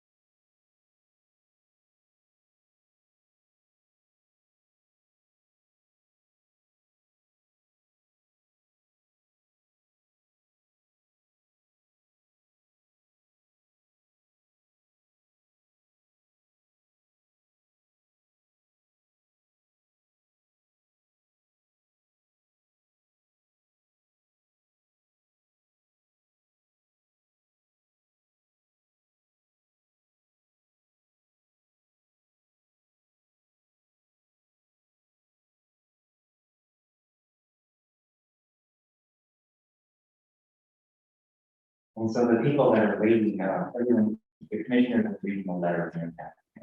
So please be there. So readers, I think that the only one I'll left online is Soren. Okay. And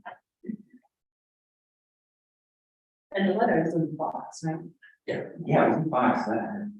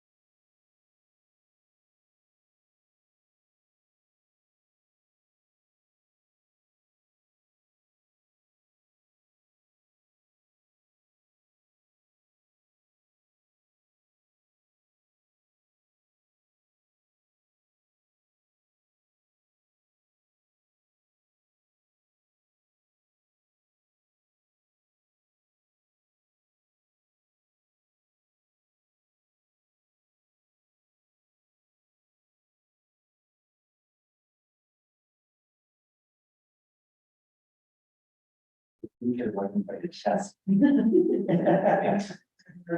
people are finished, some books are reading. put your pencils down. After open by, pick up your exam. Well, let me get started. I mean, I have a couple of key questions that might answer a lot of our other questions, so I'd like to maybe ask, and you're kind of directed to county council. I think we are looking at the potential of starting, process for historic manual or historic merit, whichever one we decide we want to do or not do. So my first question is, if we do this in county council, there's been some talk that it would delay the current project that's going through. Would there be a 90-day delay? If we decide that, okay, we're going to do a historic landmark, will that freeze the project that is going through the process now for 90 days? Because the 90 days, I understand it, is the board of supervisors, if we have a landmark status, say today, the board of supervisors has 90 days to either take it up, say yes, say no. If that happens, would that freeze the project, that whole period? No, I don't think that is. We would not, so they could still go through the process of going to planning commission and whatever, but they're planning. Well, it doesn't freeze the project. You're not taking an action to. That says they can't do anything, and they may decide that they want to wait as a result, but that action's not. The planning development will say, oh, we can't go forward because there's initiation to make a landmark or place of merit designate. I actually can't speak to what planning would do. So the term is red tag. That means that there's a permit issued and there's work ongoing. Our process, I don't think, would cause the building department to issue a red tag and stop construction. I don't think so. My understanding is that until our action becomes something enforceable or whatever it is, construction continues as if nothing has happened. Just a challenge in a discretionary review does not stop construction, I believe. I'm willing to be educated on this, but my experience of the last 40 years is that that doesn't happen. So I can't speak to what planning would do, but your process is. It's outlined in the Right. bylaws and the county code, and it doesn't say. So honestly, if they have 90 days, and if they don't take, or the supervisors don't take action, it dies, a resolution that if we decide to do a resolution. If they don't take it up or after the 90 days. Okay. Mr. Chair, I have a question. Would you also take advantage of Mr. Pringle being on? Yeah, and I have a question, Pringle also recommend. It's a kind of follow-up question, and he can maybe answer that too. Okay, the understanding that this project is now going to, the Montecito Planning Commission. And, Mr. Pringle, the question is, if the planning commission decides to accept the project as is, it can move forward. But if the planning commission decides they want to change something, would that trigger it to stop and go back to MBAR or to another commission? I'd have to double check on that. I don't think it would have to go, it has to go back to MBAR as is, because it's only received conceptual review. It's set to return for preliminary and final on the consent agenda pending the Montecito Planning Commission approval. If it was denied by the Planning Commission, or I think it would have to return with changes, but I'll double check on that right now and I can get back to you in a few minutes. Because I guess the follow-up question is, with this, can the planning commission change something on the spot with agreement with the owners to continue over? Or does it have to go back to someplace else? In other words, I always thought the planning commission will. I've never seen a project go to a body like the planning commission and nothing is changed from it. I mean, there's no tweaks or anything done to it. We do have a commission that used to be on the planning commission. Maybe you can answer that question, but because my follow-up is, if we were to make suggestions, it sounds like it would still have to go back someplace else. So if the planning commission is making a change, if they do potentially make a change, can they change it there to make it move on, or does it have to go back? Or I believe they can make changes there and have it move on. And then furthermore, when the project goes back to MBAR, it hasn't received preliminary approval yet. So I think if minor enough changes that are recommended by the planning commission are approved by them, they can go to MBAR and apply those changes there as well. So I think minor changes can be allowed, but again, I'm looking this up right now just to have a for sure answer. Because it's just out of the blue, if we were to give a minor change, would it stop the project if we were to give a minor change to the planning commission? That's the question. I think a minor change can be applied and still receive approval from the planning commission. So you don't think we would stop the project if we had a minor change? Not Of course, necessarily, no. the definition is, what is a minor change? Yes, Exactly. Chair. Okay, so Mr. Kringle, you're kind of looking into it right now. So Yeah. Okay, I'll let you do your research. So we'll go to Commissioner Rutash. Do you have questions? My experience with the planning commission and with development plans, if you change any areas, any buildings, add, subtract, or change any of the statistics on an approved submitted example, and it changes while it's in review, that's not going to happen. You can change architecture, but I don't think you can change statistics on a plan, on a development plan. I think that's a hard line. But again, I'm willing to be educated by, more recent minds.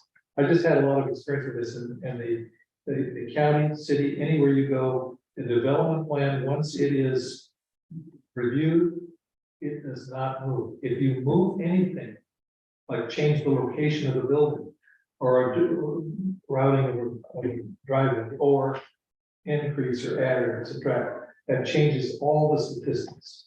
And then they have to agree, planning has to look at that all over again.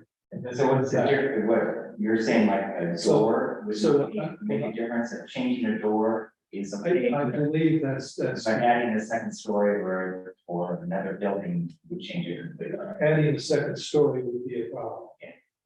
A door and a garage entrance and a plant. I don't think so. I'd like to add one thing. There is a process, if your commission is designating under the one section here, 18.8.10, where you're trying to prevent imminent harm, then there is a possibility that that could stop something.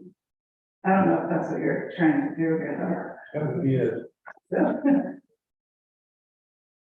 It's not, that's not the regular process. No other questions, I mean, I want to say something, but I really can't, because of questions. I mean, because I don't know what the consensus of the commission is. You know, this is a very delicate matter, and, you know, I guess the idea is, do we want to feel like we want to slow down the process of a plan that's going through the process? That's why I asked the question. Yeah, I mean, We can still do something parallel to what's happening on the planning and development side without slowing down their process. Mr. Chair. Yes, I think about this conjectural. yeah. You changed the agenda, so now we're going to be talking About the historic landmarks. So that's what I'm saying, we should get back to the historic landmarks. County council told us that, well, we all, I'm not gonna repeat what we. I think to focus on part of the agenda that we still have. Okay, so let's have questions concerning historic landmark status. Any questions? Yes, sir. Yes, go ahead. Has construction started on this project? Is there work ongoing on the premises?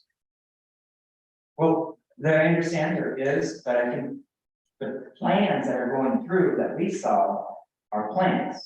I mean, there's painting, I believe, is happening. We have no control over interiors, so I'm sure there might be interior work being done. My confusion is, somebody said this is going to the planning commission. And because the NBAR is still reviewing the plans. But I'm also seeing photographs of work being done in the field. I understand that maybe it's demolition, maybe it's just preparing the ground. I don't know, but I'm just wondering, is there a permit, a building permit issued for any of the work that is ongoing on the premises? Demolition permits. Let's ask, Construction permits. Soren Kringle. Sure. You want to answer? Yeah, I can kind of shed some light on it. And just to answer your question from earlier, so changes can be applied at the planning commission. Of course, the applicant would obviously have to agree to those changes. So if if you provided some recommended changes, the planning commission might agree with them and would be okay with approving the project with those minor changes, but the applicant would still have to agree to applying those changes versus appealing the decision if they were to deny the project. And then as far as the work that is taking place, it's my understanding that there is an interior remodel that there are permits for, and there's an existing re-roof application that I believe is issued, which I'm pretty sure explains the scaffolding for the to have access to the roof. And then as far as the project that I'm processing, it's for the minor exterior changes, such as like replacing doors and windows that I presented to you guys a couple months ago, as well as the landscaping and hardscaping changes around the residence. And that's that's received conceptual approval from MBAR. It's scheduled to go for the October Montecito Planning Commission hearing, October 18th. And then after that, it will return to MBAR for preliminary and final approval on the consent agenda. That date has not been set. Thank you very much, Mr. Kringle, for explaining the timeline and everything.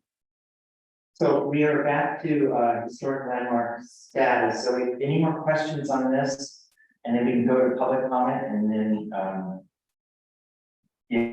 question. It's not a question, okay, but I'm trying to establish certain background in terms of time and facts. So, I'd just like to point out that when Rancho San Carlos was before in 2017 and 2018, we did make a motion To consider designation of landmark status for the main house, the octagonal barn, and to determine what character defining features, design landscapes, and circulation systems that are contributing. And so we actually undertook that a long time ago.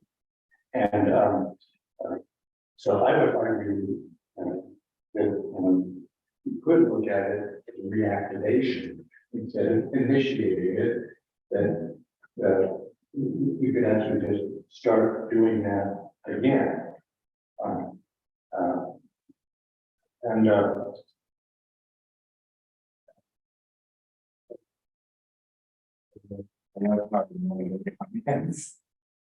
Any other questions? So go ahead, Commissioner Knight. Question for Mr. Kringle.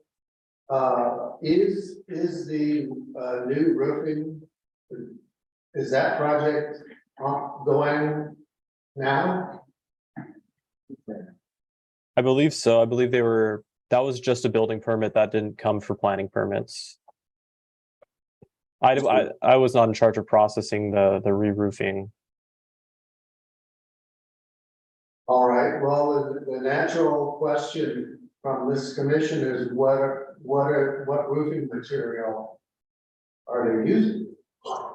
I believe there's a materials board that was provided in the box link, and I can double check and I can make sure that those are available. We already have that information. Okay. Thank you. Any more questions? Okay, well, let's move to public comment and, Do we need to submit a public comment card? yeah, just, David, do you have any, So you need us to submit a public any people for public comments? So, typically we want it for, someone who's an applicant. But if you want, for the record, there's some stuff like that. Okay, because we have the letter on record. Right. So I guess if the applicant wants to say anything in addition to the letter, is that appropriate?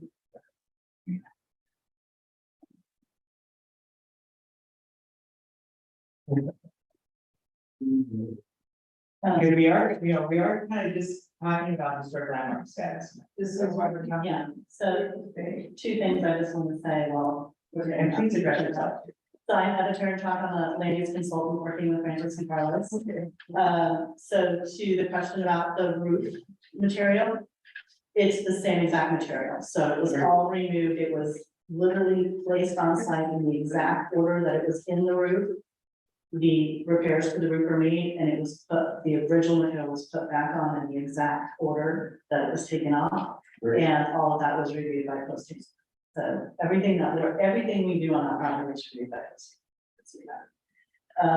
And then with regards to the 90-day hold on the project, if you choose to designate the step, so you guys have it, I just had somebody from our team send it to us. So there is pending action of the board.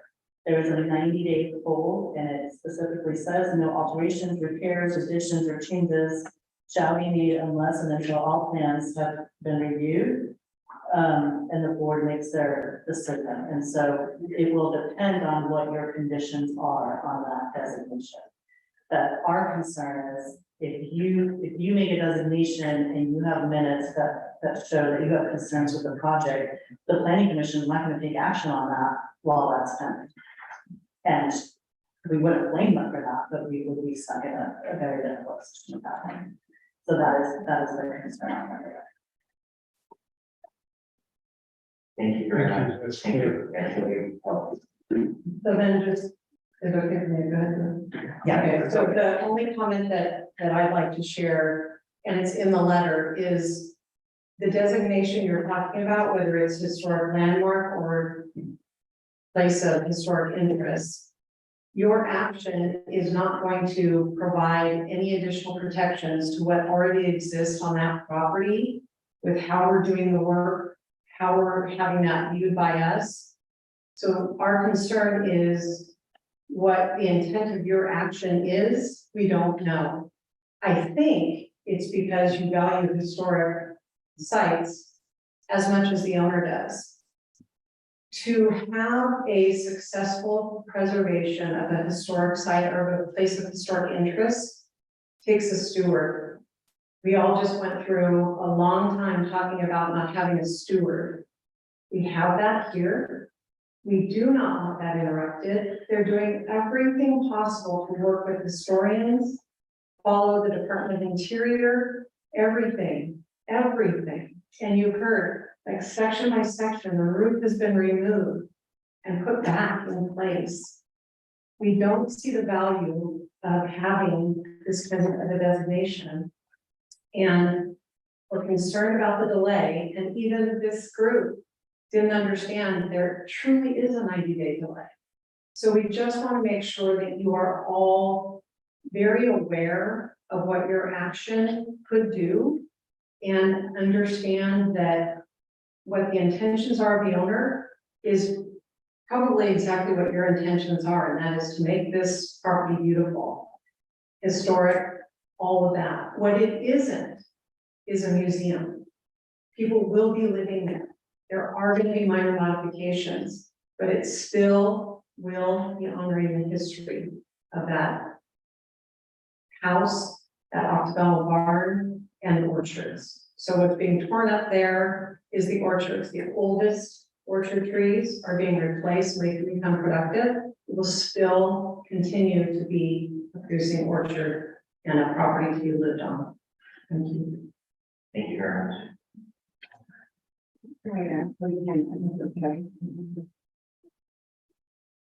So, I guess we'll move on to comments and focus your comments on should we move forward with designation at this time? Or you feel you do not want to move forward? Just to clarify, and somebody mentioned the underlying issue of why we might want to bring historic landmark status to the, what is the disagreement? Well, I would say that historic landmark status, I mean, we've had all these historic reports that makes it eligible to be historic landmark. Our last meeting, there was wanting to bring it back. There was commissioners that felt strongly that, well, we should go ahead and make this historic landmark. The question is, you know,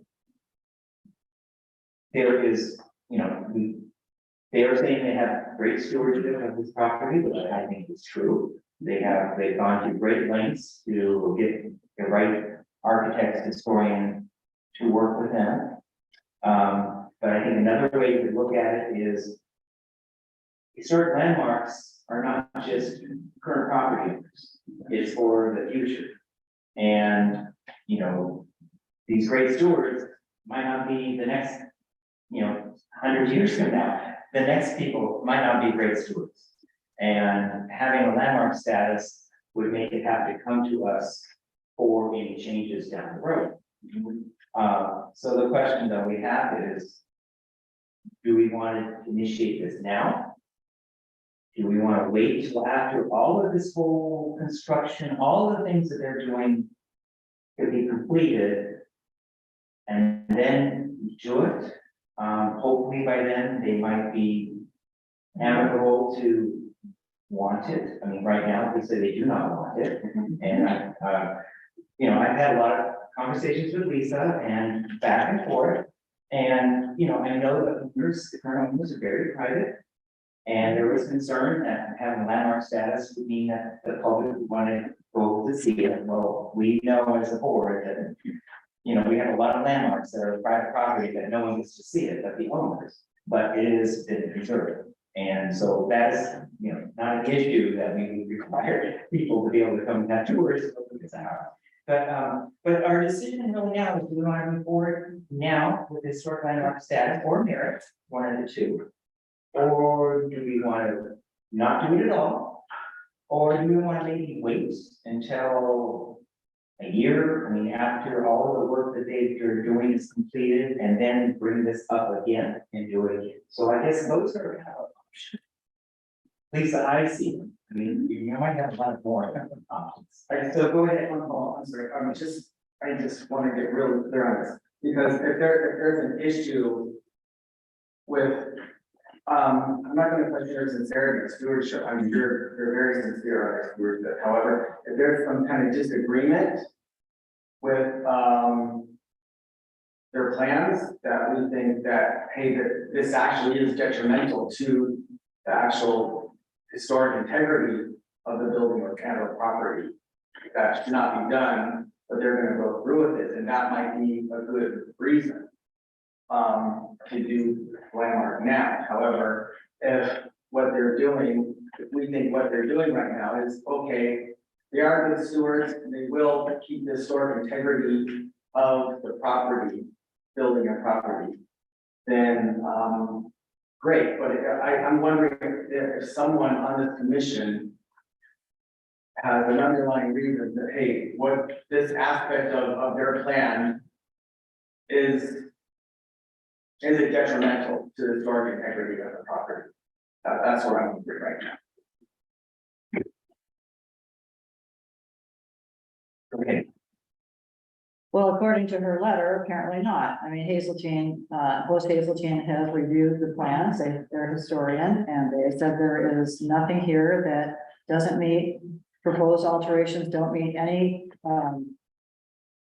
objection to what they're planning to do according to the Secretary of Interior, as well as to, the county requirements, right? So having been through this process myself, mine was sequential, so I went through you guys first, then I went through planning development, and then I went through building safety. Those are the bad guys,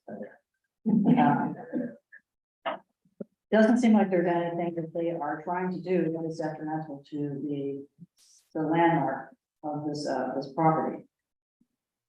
I would suggest, I don't know where we are in questions, comments, suggestions. consensus. Okay, I think that we should allow them to continue to do what they're doing, and then we should review it with them again for either landmark or merit status, because they seem to be doing exactly what we would want them to be doing. My opinion. Thank you very much. Who wants to comment next? Go ahead, Commissioner. The reason that we exist is along the lines of what our chair mentioned. Because this commission was created by the board of supervisors to protect and preserve the cultural resources of the county. I don't know of any ulterior motives here. If our motives are questioned, then we might as well question all the commission. I mean, we're all volunteers doing our bit for the county and the public. We did have issues with the historian report. The commission, the owners did the right thing by hiring one of our best historians. And but we're out here doing something different than the historians. We're evaluating their reports. And we've over the years disagreed with those historians and many others. And that's because our mission is focused on preservation and film. And that would land us into a few of the issues we had with the project that was presented to me. The other thing, unlike our commissioner's experience, where things went as they're supposed to go, that didn't happen here. Yeah, this has all been said already, but this was kind of dropped in the air out of the blue long after it should have come before us. So, and it's because they're trying to change policies within the planning department. So. I think most of us here, if not all of us, have no interest in blocking the project or stopping work. We would like to give our opinions on perhaps some better ways of reaching the goal of preservation and restoration. So I think that's what I want to say. Regarding moving forward with Landmark, if you know, I would be against doing that if it stopped the progress of the project. Thank you, Commissioner Nye. Commissioner Duncan? Thank you. I do want to thank you for this extensive letter. And I do wish I had a chance to read it. There's all kinds of stuff in here. But in fact, I think the reality is that we have some comments on the project, and unfortunately, that project, as Commissioner and I noted, was added as compared to what we've done in the past. And you actually were not well served by that. It would have been better off if we had been able to talk to your architects and your planners.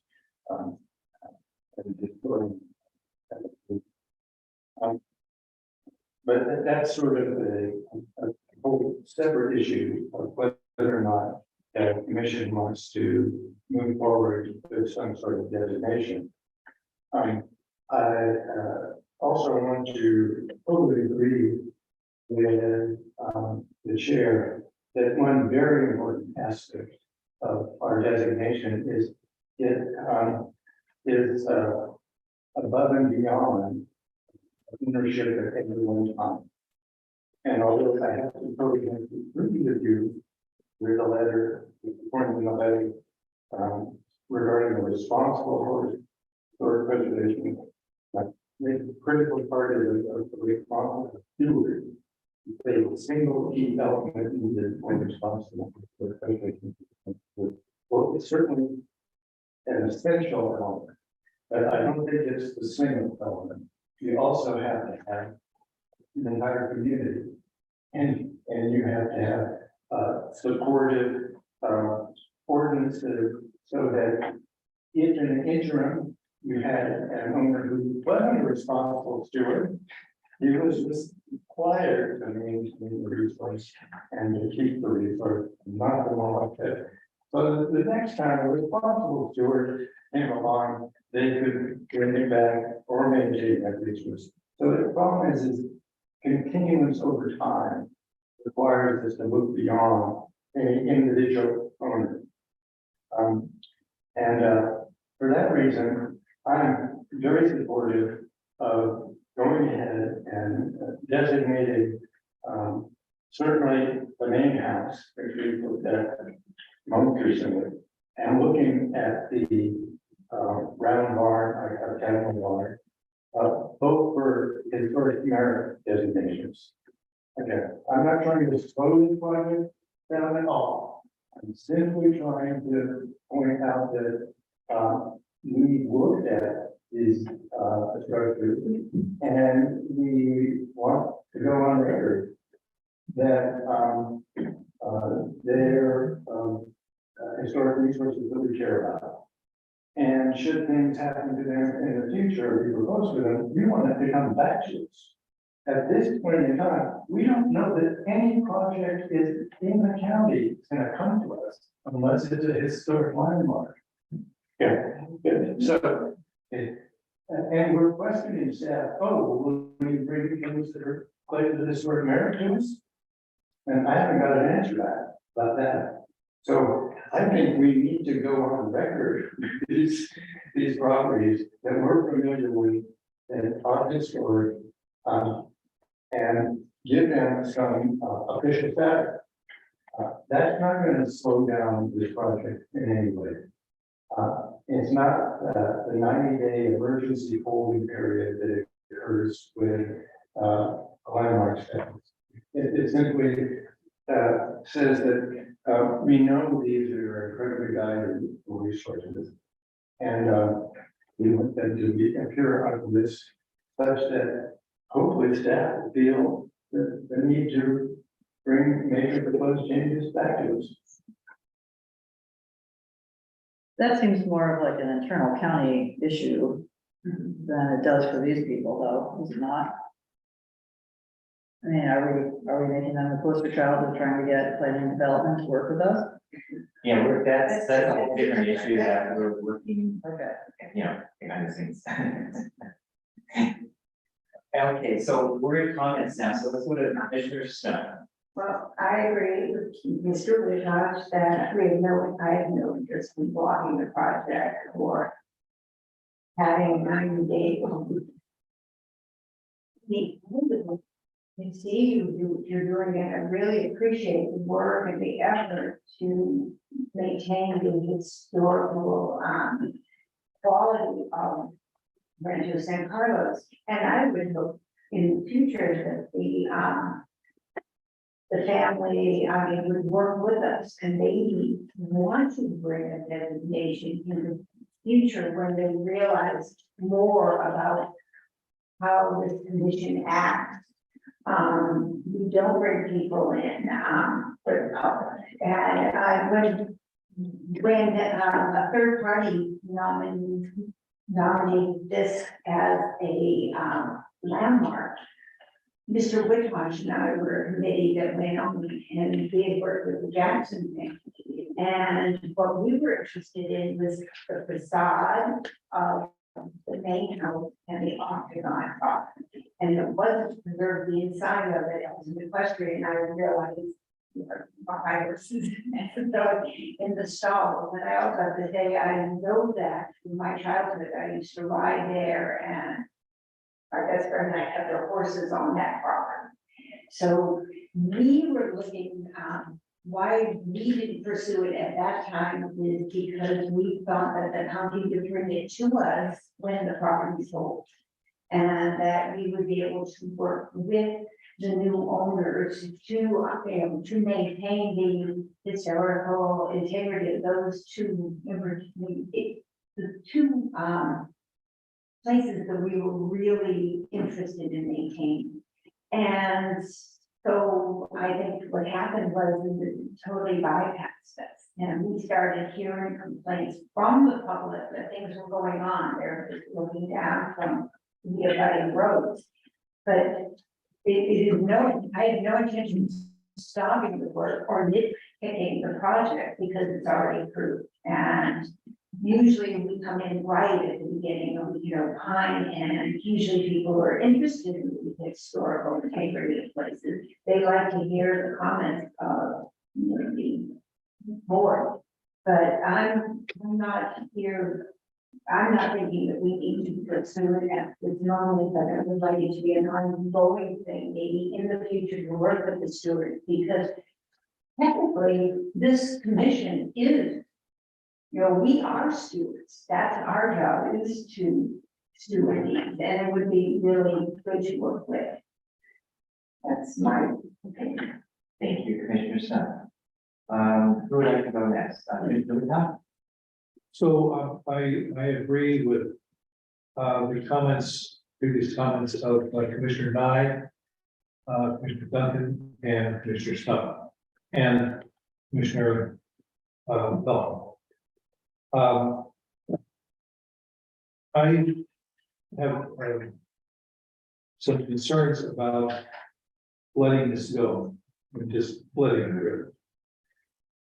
The specific concerns are there are three pieces that I believe should be part of either, I'll call it a landmark or a place of historic interest.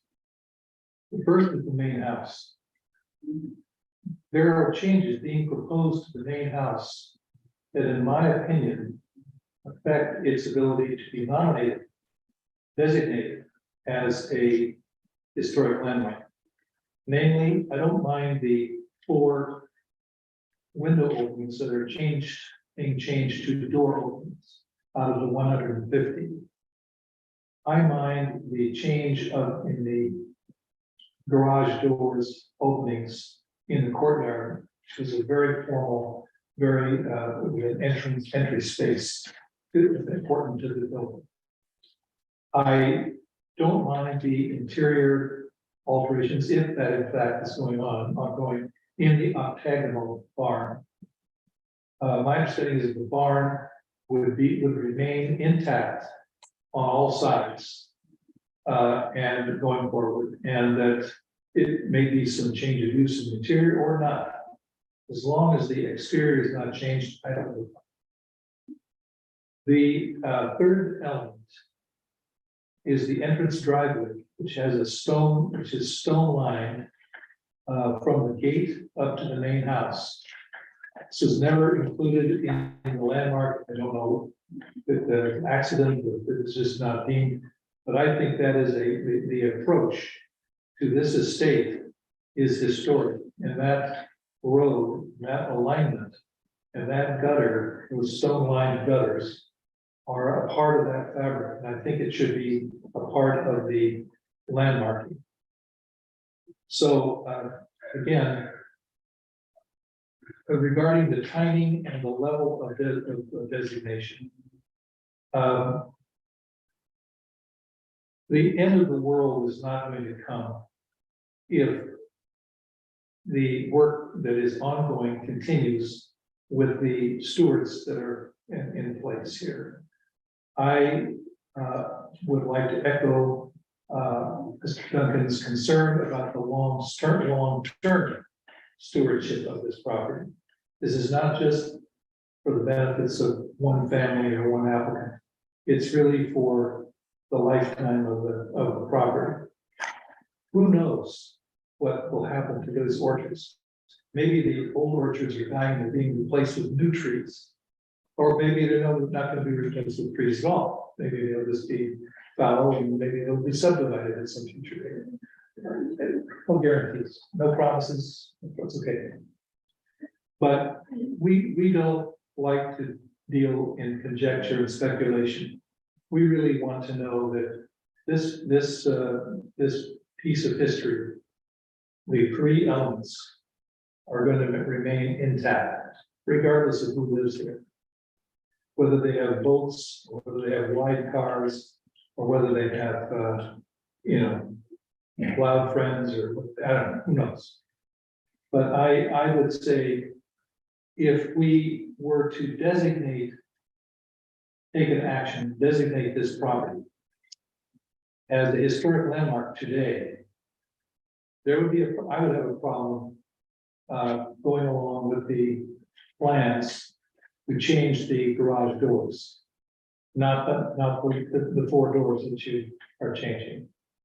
I would want to include the road, the main entry road and gates as part of that landmark. And I would say no need to hold up construction as long as we are in agreement on what constitute the elements of the land. Now, that being said, the other scenario, the fallback scenario is, let's wait.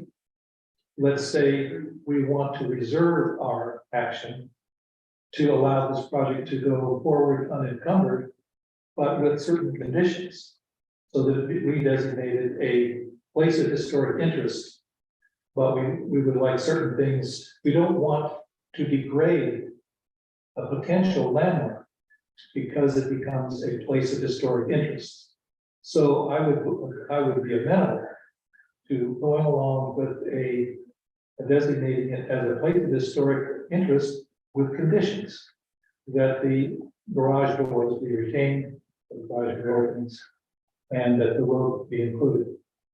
And that everything is fine. But, those would be what I would call conditions of designation. That you decide, or the committee decides whether to go full stop with the landmark or to give it some time, let them go ahead with the place of historic interest. But I do think that regardless of the qualifications of the architects and the landscape architects and the stewards and so forth, I think we need to have our piece, which is PEACE, mine, peace of mind. That's what I think. Just to clarify, you need to be safe place for historic nature, officially you mean place of historic merit, correct? Place of historic. Yes. Yeah, that's the official definition. Thank you. I will take that note. Would Mary. you like to go ahead and do your comments? Yes. Yeah, oh, okay, I appreciate Howard articulating the specifics of why we would want to landmark it now.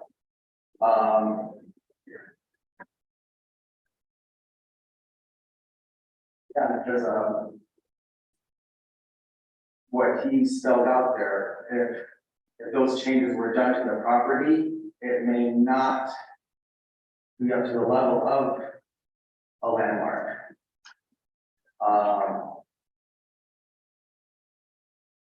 So I'm generally opposed to landmarking something if it's determined that, hey, the landowners are good stewards to the historic integrity of the property.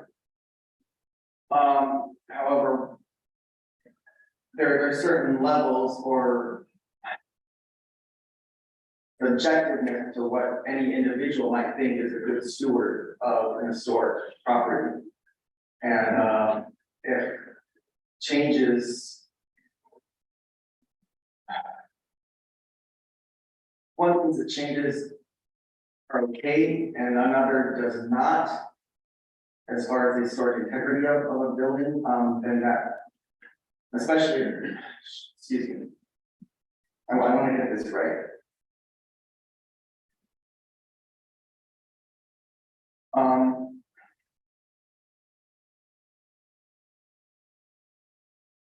In my mind, it's kind of greater, because if the property were to be demolished, if the landowners wanted to demolish the property completely, yeah, I think we should step in and declare this as a landmark, because we want to save the historic property from demolition. However, this is kind of like interpretation of what good stewardship is of a historic property. So I'm not sure if I'm convinced to do this yet, to designate it a landmark.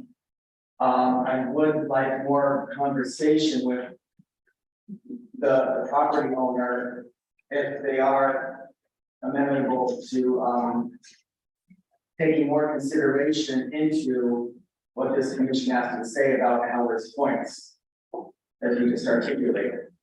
Because I do understand that we want a landmark for the future. However, maybe in this case, we might want to hopefully have more dialogue with the property owner before we do this, and hopefully we can come to a consensus or a compromise, an agreement where we don't have to do landmarking yet until the project is finished. Then we can revisit that. Hopefully with compromise, because I know a lot of times I'm dead against certain changes, but the rest of the commission said, you know what? That looks okay to me, and they're the professional that I am about these situations. So I'm kind of wondering, where are we doing this now? Why are we doing the landmarking now in the middle of the project? We could have done this a while ago. So again, I'd like to hear, if it's possible, to hear from the property owners to see, hey, you know, with what Howard just articulated, in his points, are they willing to hear more before they move on with the project? And to incorporate a lot of what this commission is suggesting? So they do not change the property from what we feel that they don't change a potential landmark status for the future. If you understand. I'll leave it right there. Okay, take your minutes. And when we were talking about the Moody Cottage, we had to put ourselves in the owner's shoes. I'm trying to do that this time. They were told by planning and development that they didn't have to appear before us. And they state clearly that they don't want the designation. I'm feeling their pain a little bit here. And the fact that they're saving the materials on site, makes me believe that they are good stewards, so. Those are the. Mr. Chair. Yes, go ahead. I forgot to mention one point. I mentioned the garage doors, I mentioned octagon, I mentioned the driveway. I forgot to mention landscape and hardscape changes in the courtyards. My understanding is that the original landscape that was present at the time the property was designated were allowed to die because of lack of water. And But it's never been designated. I'm sorry, nominated or considered. What was, it was documented, what was in the courtyards. And that landscape is being removed and replaced by a landscape that bears no resemblance to that landscape. I have a concern with that. I understand that the landscape architects are prize winning and have done venerable service on Jefferson's plantation, and now they have all historical credentials. But what has happened is, in fact, this property has lost its original landscape, and it is being replaced by a different landscape. So I would like that to be considered as part of as a point of discussion before we designate this one way or the other. So I guess in my book, designation is imminent, and it is, but we don't know which way to go. That's it. Okay, so let me go to my comment. And, You had a comment a minute ago? I did. Yeah. Now, do you want to? Oh. I'll go to my comment, and I've been kind of keeping track of everyone's comments mentally, who's for what and what, but I'll just do my own personal comments now.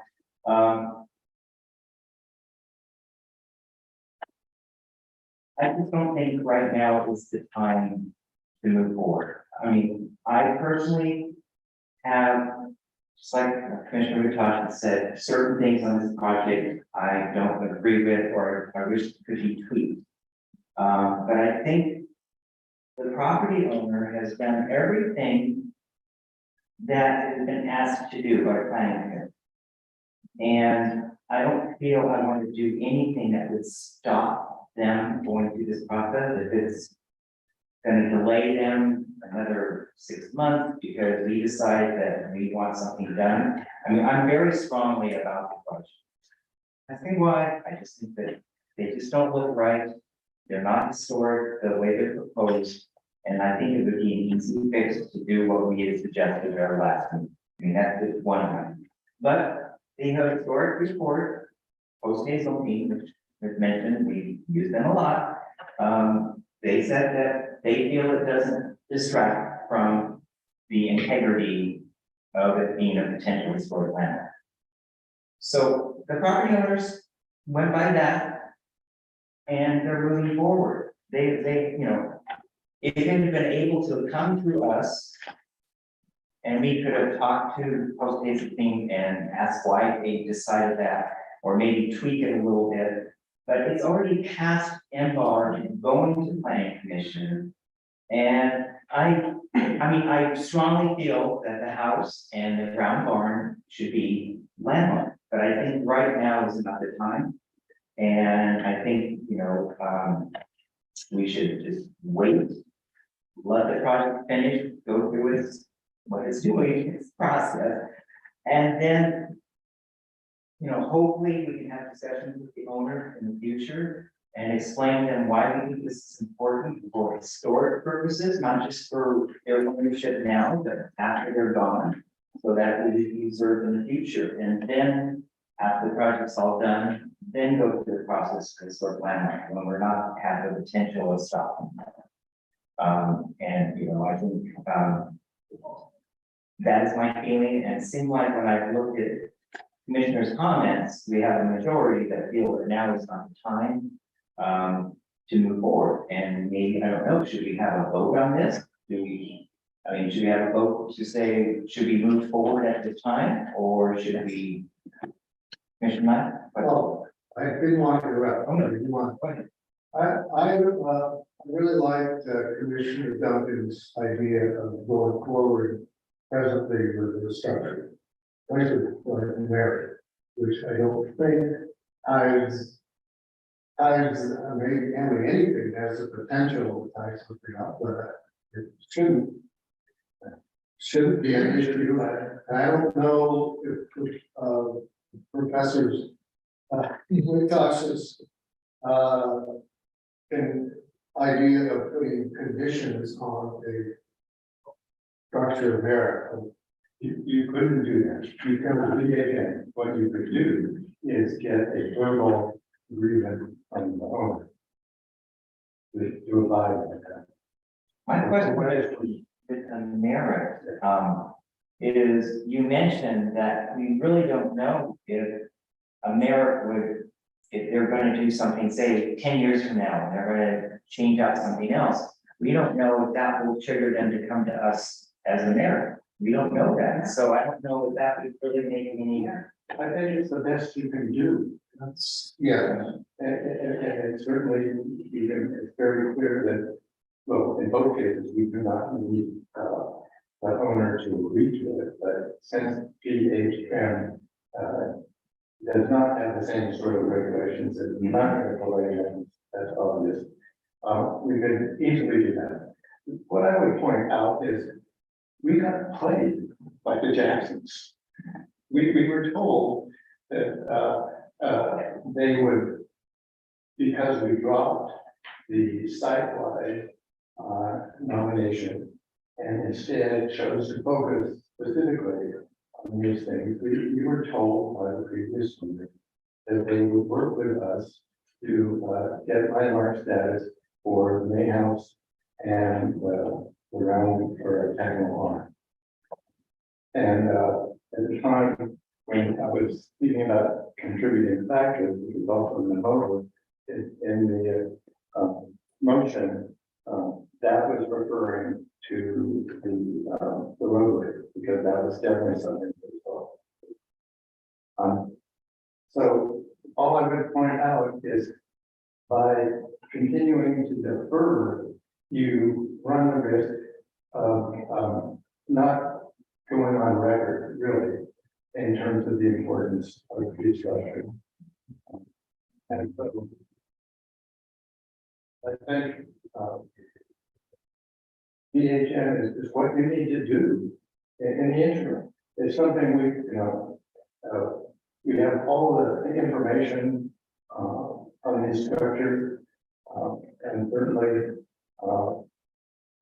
we'd be willing to work with the owners to do whatever we can to support the improvements they're making. We're not seeking to delay their project. We just want to make it clear that we do care about it. Mr. Chair, that's a very sane proposal. Well, I think what we should do then, let's first vote on historic landmarks. And if that gets defeated as far as doing it now, then we can do a vote on place of historic merit. And then you, I guess the process would be then we need to form a committee to do the paperwork to do that, if that's what the committee was on. Does that seem like a reasonable way to approach this? Because I think we should first get one out of the way and then try the other. So, Mr. Chair, Yes, you see two, I see three. okay. So if the other is wait until after their project is finished. That's possible, that's a fourth. So the third that I'm thinking of is PHN with conditions. And you say you can't do it, Yeah. Oh, you can ask. That's not allowed. not allowed, well, that changes.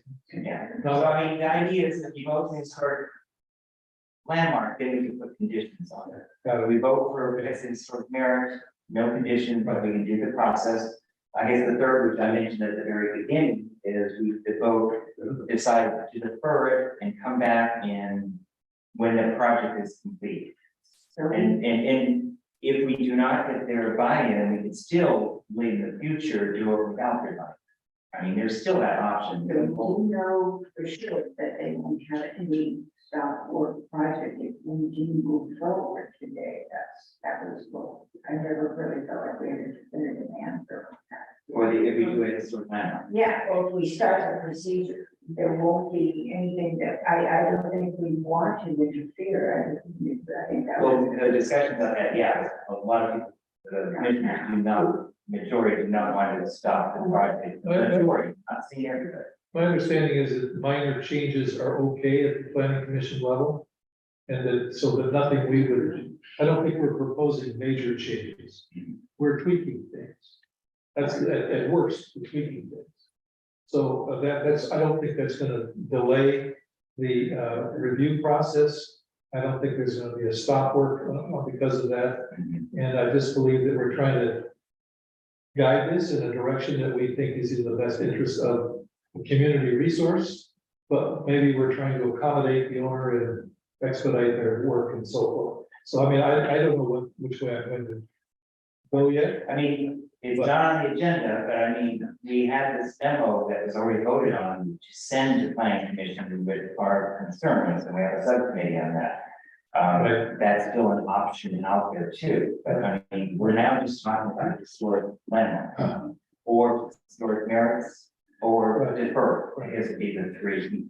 Yeah, go ahead. If you vote no on landmark status now, does that go away forever? No, that's what I'm gonna say, we could do a third option, defer Can always revisit it. it and revisit it and vote for it later. Because, I mean, we prefer to have, buy-in by the owners for when we do a historic landmark, but we don't have to. I mean, you know, that's out there, like, so we have to, but no, we can still do it ahead, but we'd love to have buy-in. You know, it's very rarely we've done that in the past, we've always had property owners who want landmark status. Mr. Chair, just for clarification, so that, Right. Commissioner Knight's, question is really answered, what we would be voting on is initiating the process. Yeah, we're not actually doing it today. You could vote no, but at a later date, it could be initiated.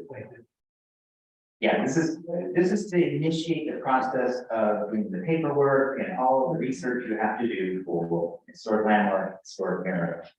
So we have we'll do three votes today, unless the first one goes through, then we'll go to the second one. The third one would be, we wait until after completion of construction that is going on at San Carlos. Then we revisit it after that is completed. Okay, so that'd be the third option. Is everyone understanding of it? Okay. No? So I mean, okay, so one. The first will be, do we? Okay.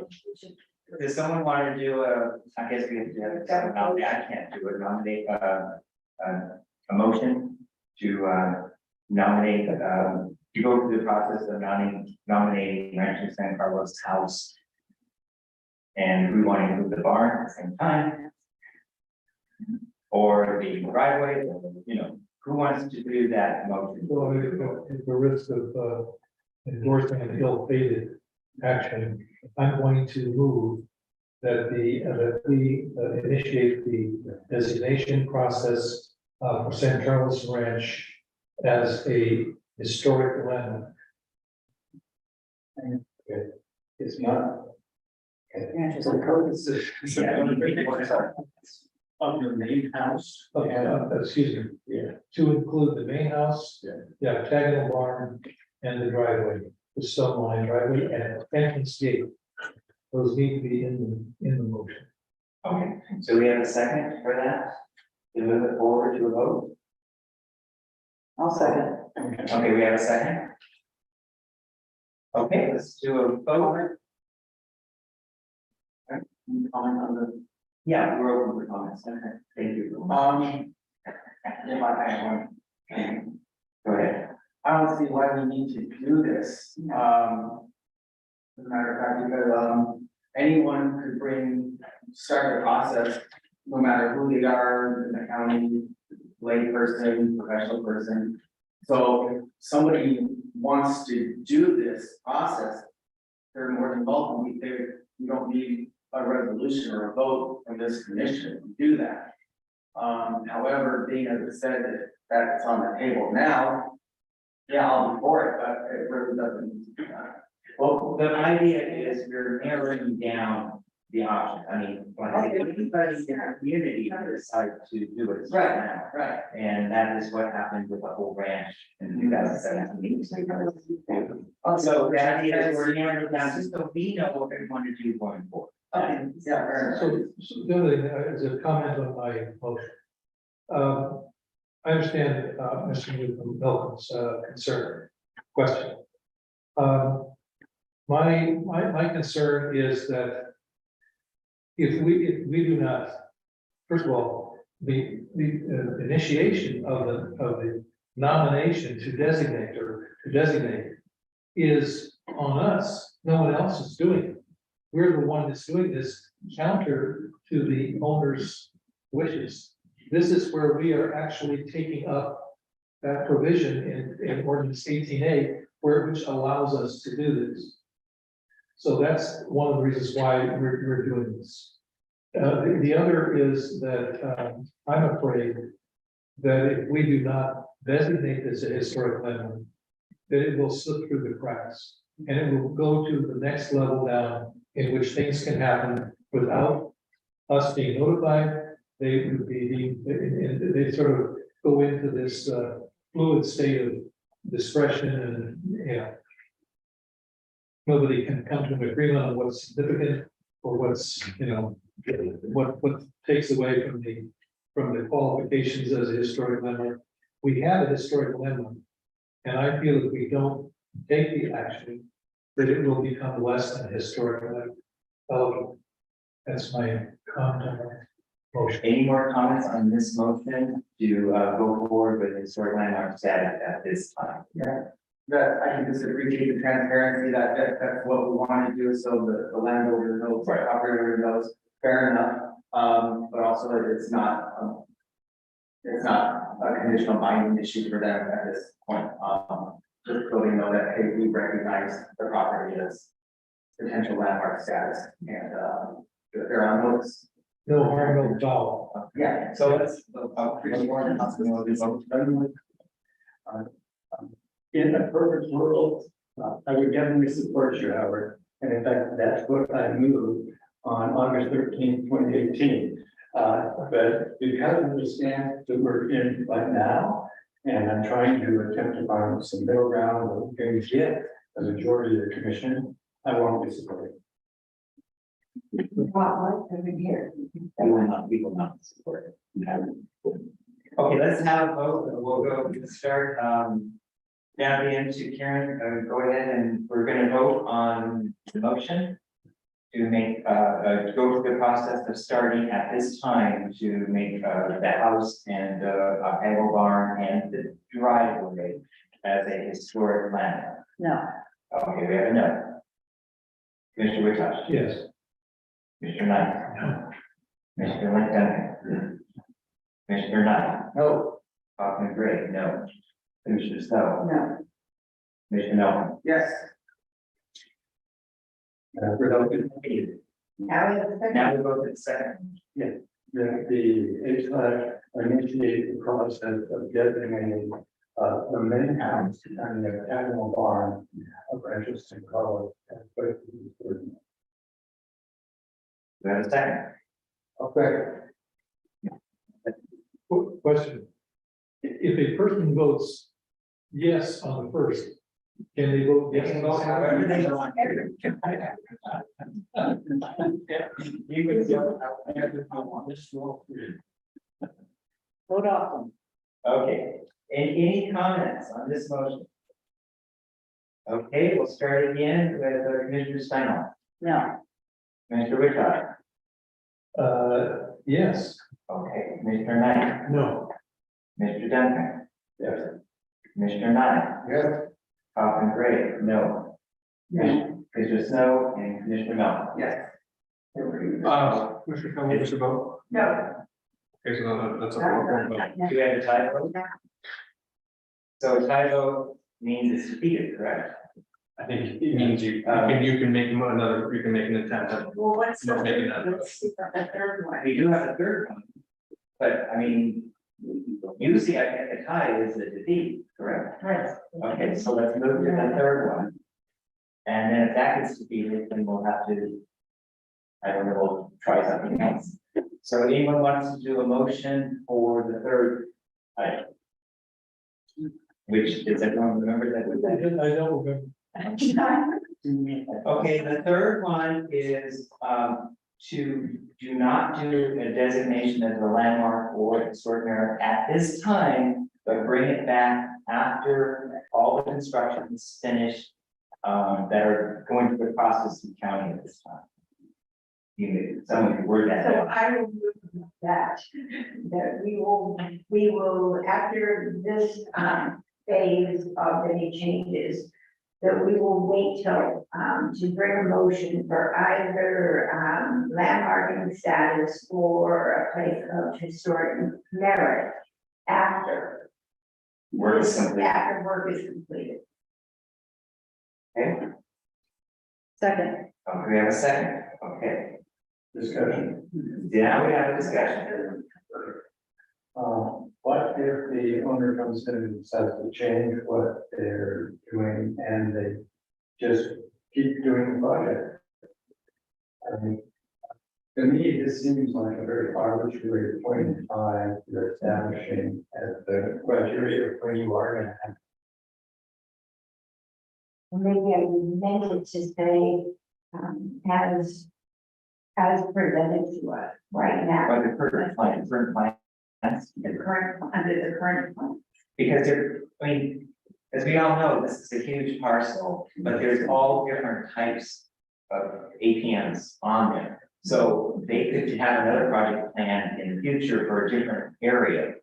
And so that, yeah, by changing the current plans, because there might be something in the future we don't know about that might be. why don't we just say at a later date or something?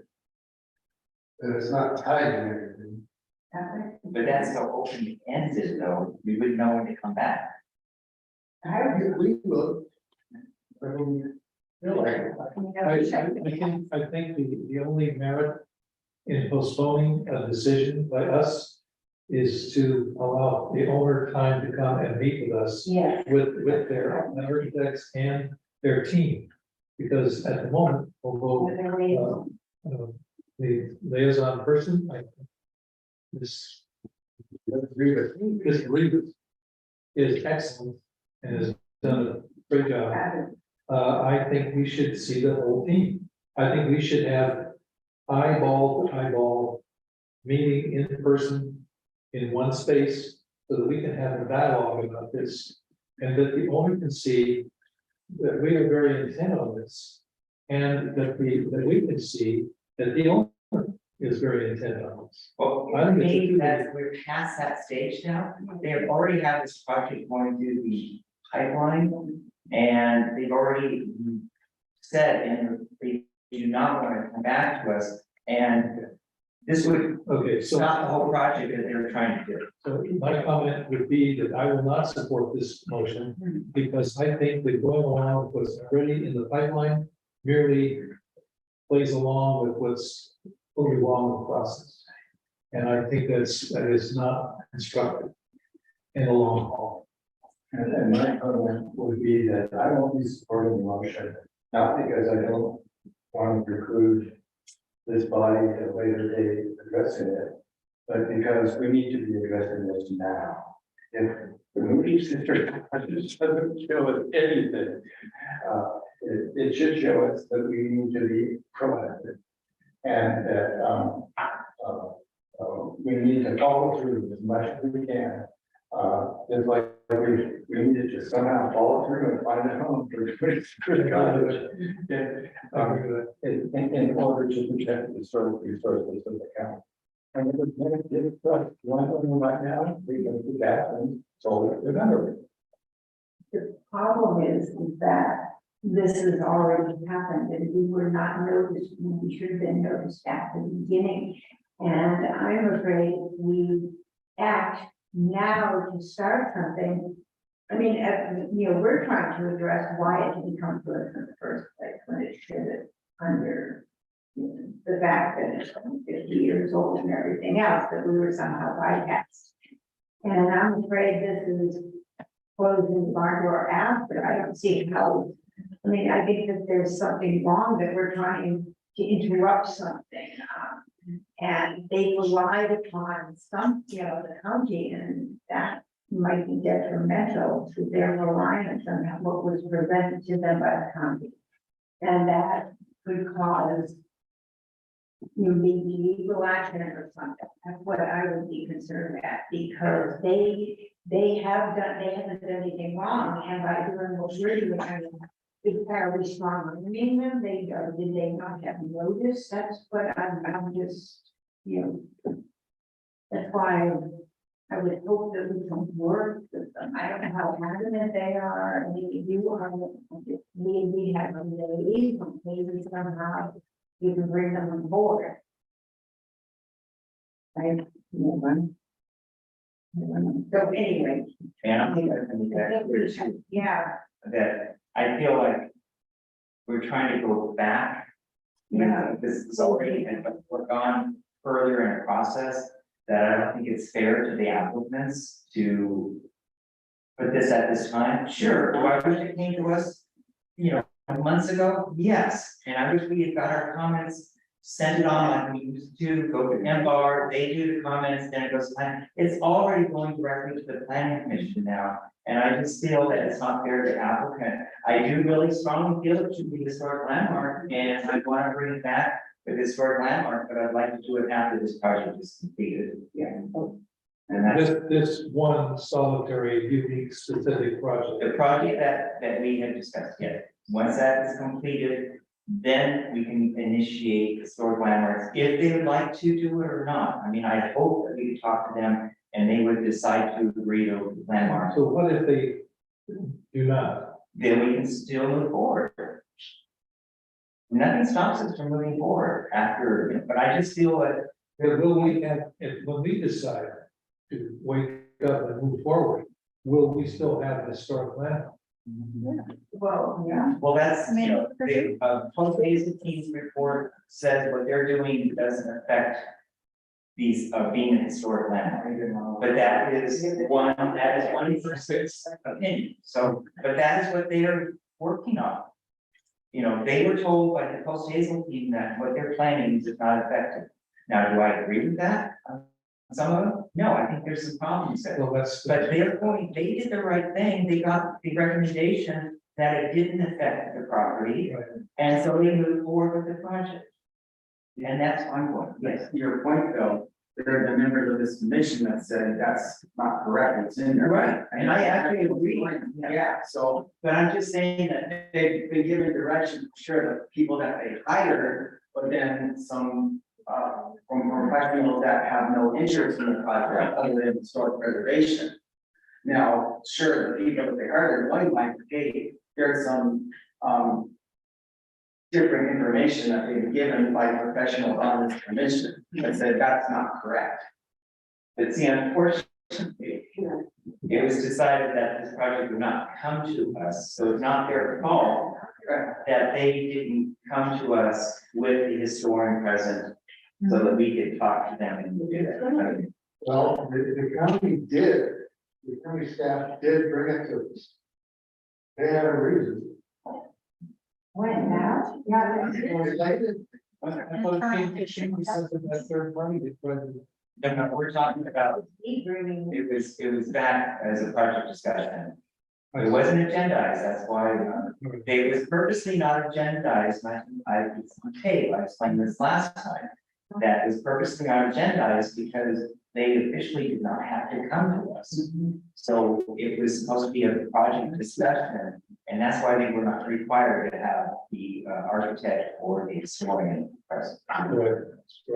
Okay. So we have a motion, we have a second. We've had a very long discussion on this motion. So do you want to repeat your motion? That we will not proceed at this time with landmarking or designating Rancho San Carlos as a place of historic merit during this phase of construction that is currently before the planning commission. And we could narrow that to this, that house. Say that, and we'd like to see the octagonal barn, the house, and the gate and entry as potential future places of historic merit or landmark. I think that sounds about right. We have a second already. So let's do a vote, and we'll start with Commissioner Seno, Yes. Commissioner Witach. Could you ask other people, please? Okay, Commissioner Knight, Yes. Commissioner Duncan. Commissioner Nod, Abstain. Commissioner Coffin Gray, yes. Commissioner Snow. Yes.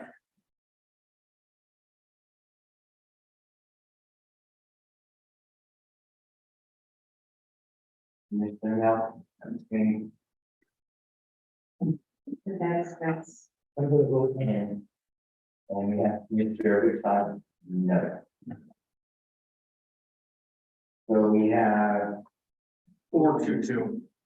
do we have 3 yeses? Who did the vote? I have 4-2-2. 4-2-2.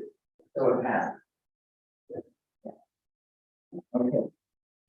How many abstains were We have 2 abstentions, 2 no's, and 4 yeses. Okay. So, Along the lines of another motion, I'm not the one to make it, I'm not.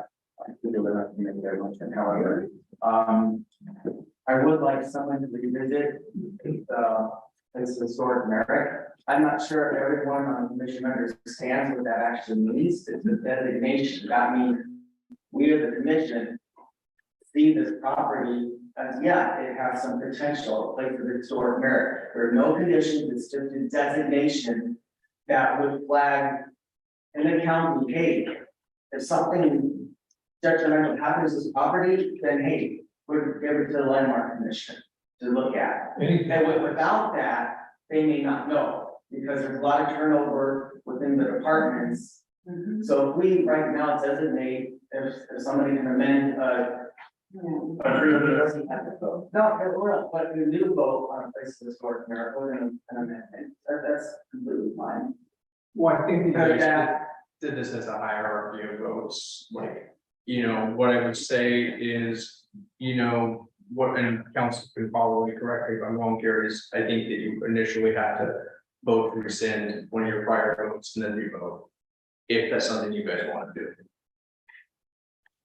so what I'm saying is with the designation, that flags it to the county and says, hey, we think this property is significant, that's it. There's no conditions on that or okay, it's just a landmark commission says this is significant. And that's all. Does that change anybody's mind? I think there's merit in what you just said. I think we already voted on that. We already voted on. Yes, I'm just asking them to change their mind. Is it, Oh, there's other aspects of the property that Lansing might not have put in. That might merit historic merit. Okay, here's another way to look at it. In light of the fact that none of those functions have real support, Even the last one, which supposedly passed, only got commission support. Are we going to, rebuild my motion before, which was to move forward with place of historic era?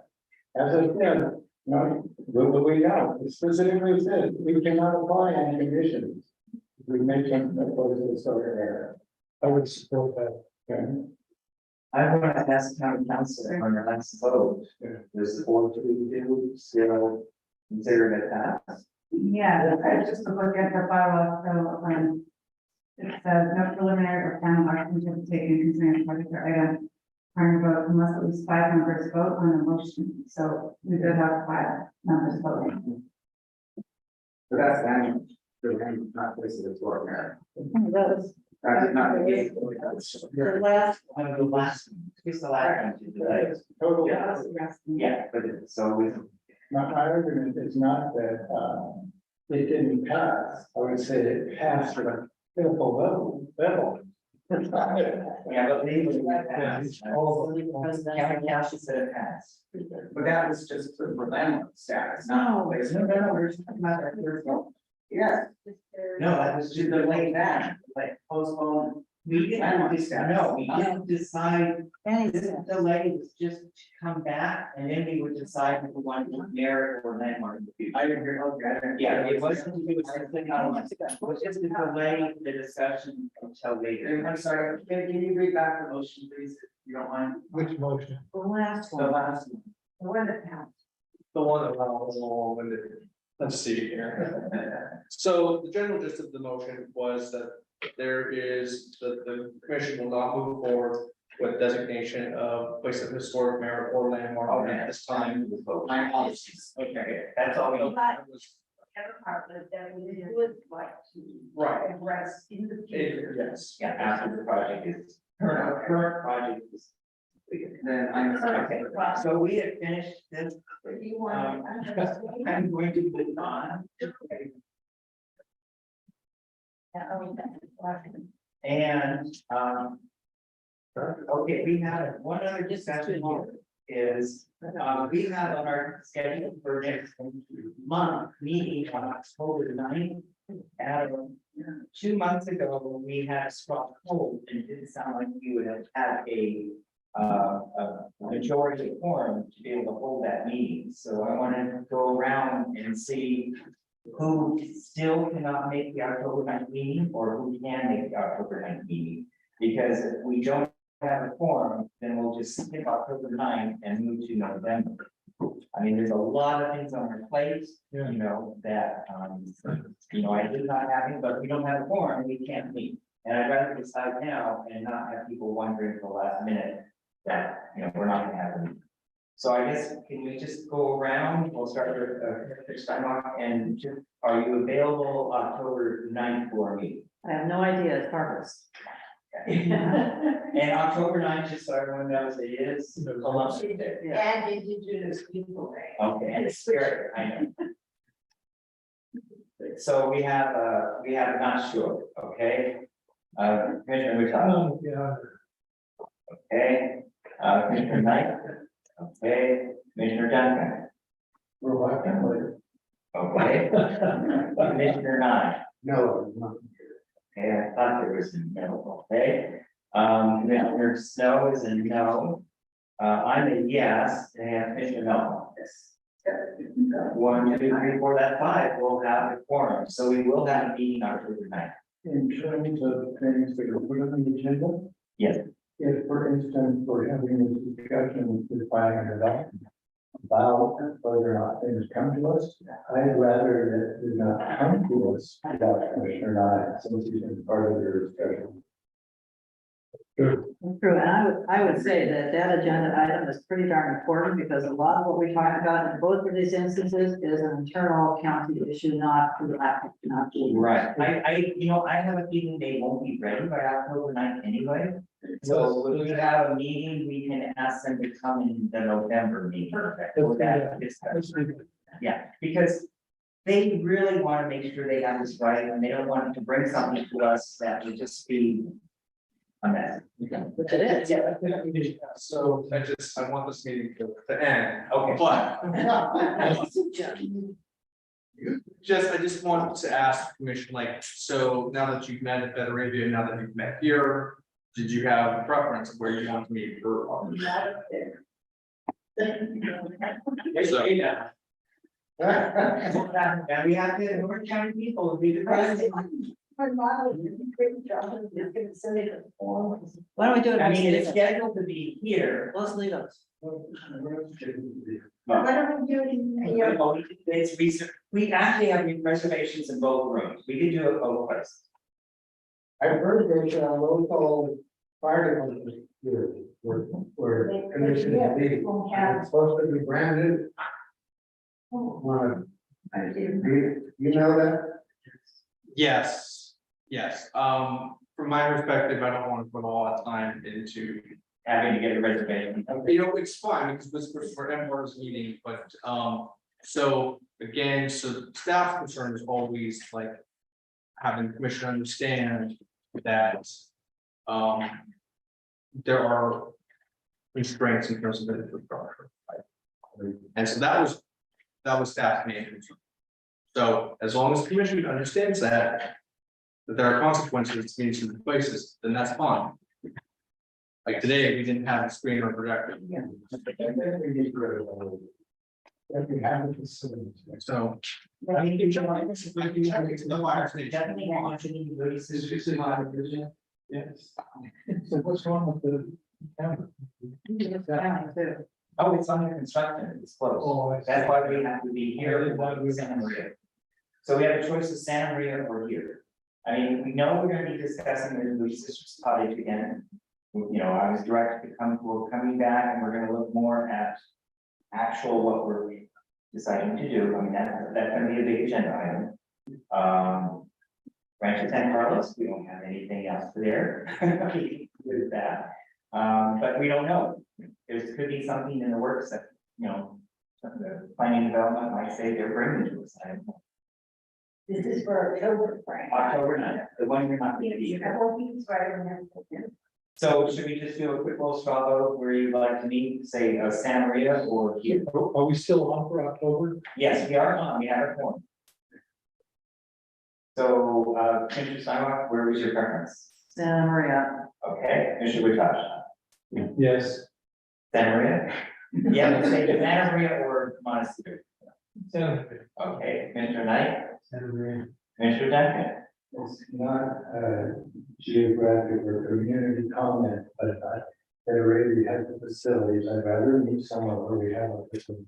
Okay, and Commissioner Knight, you don't get a vote because you're not gonna be here. Nothing great, I'll say Santa Maria just because they do have the infrastructure for the screens and stuff.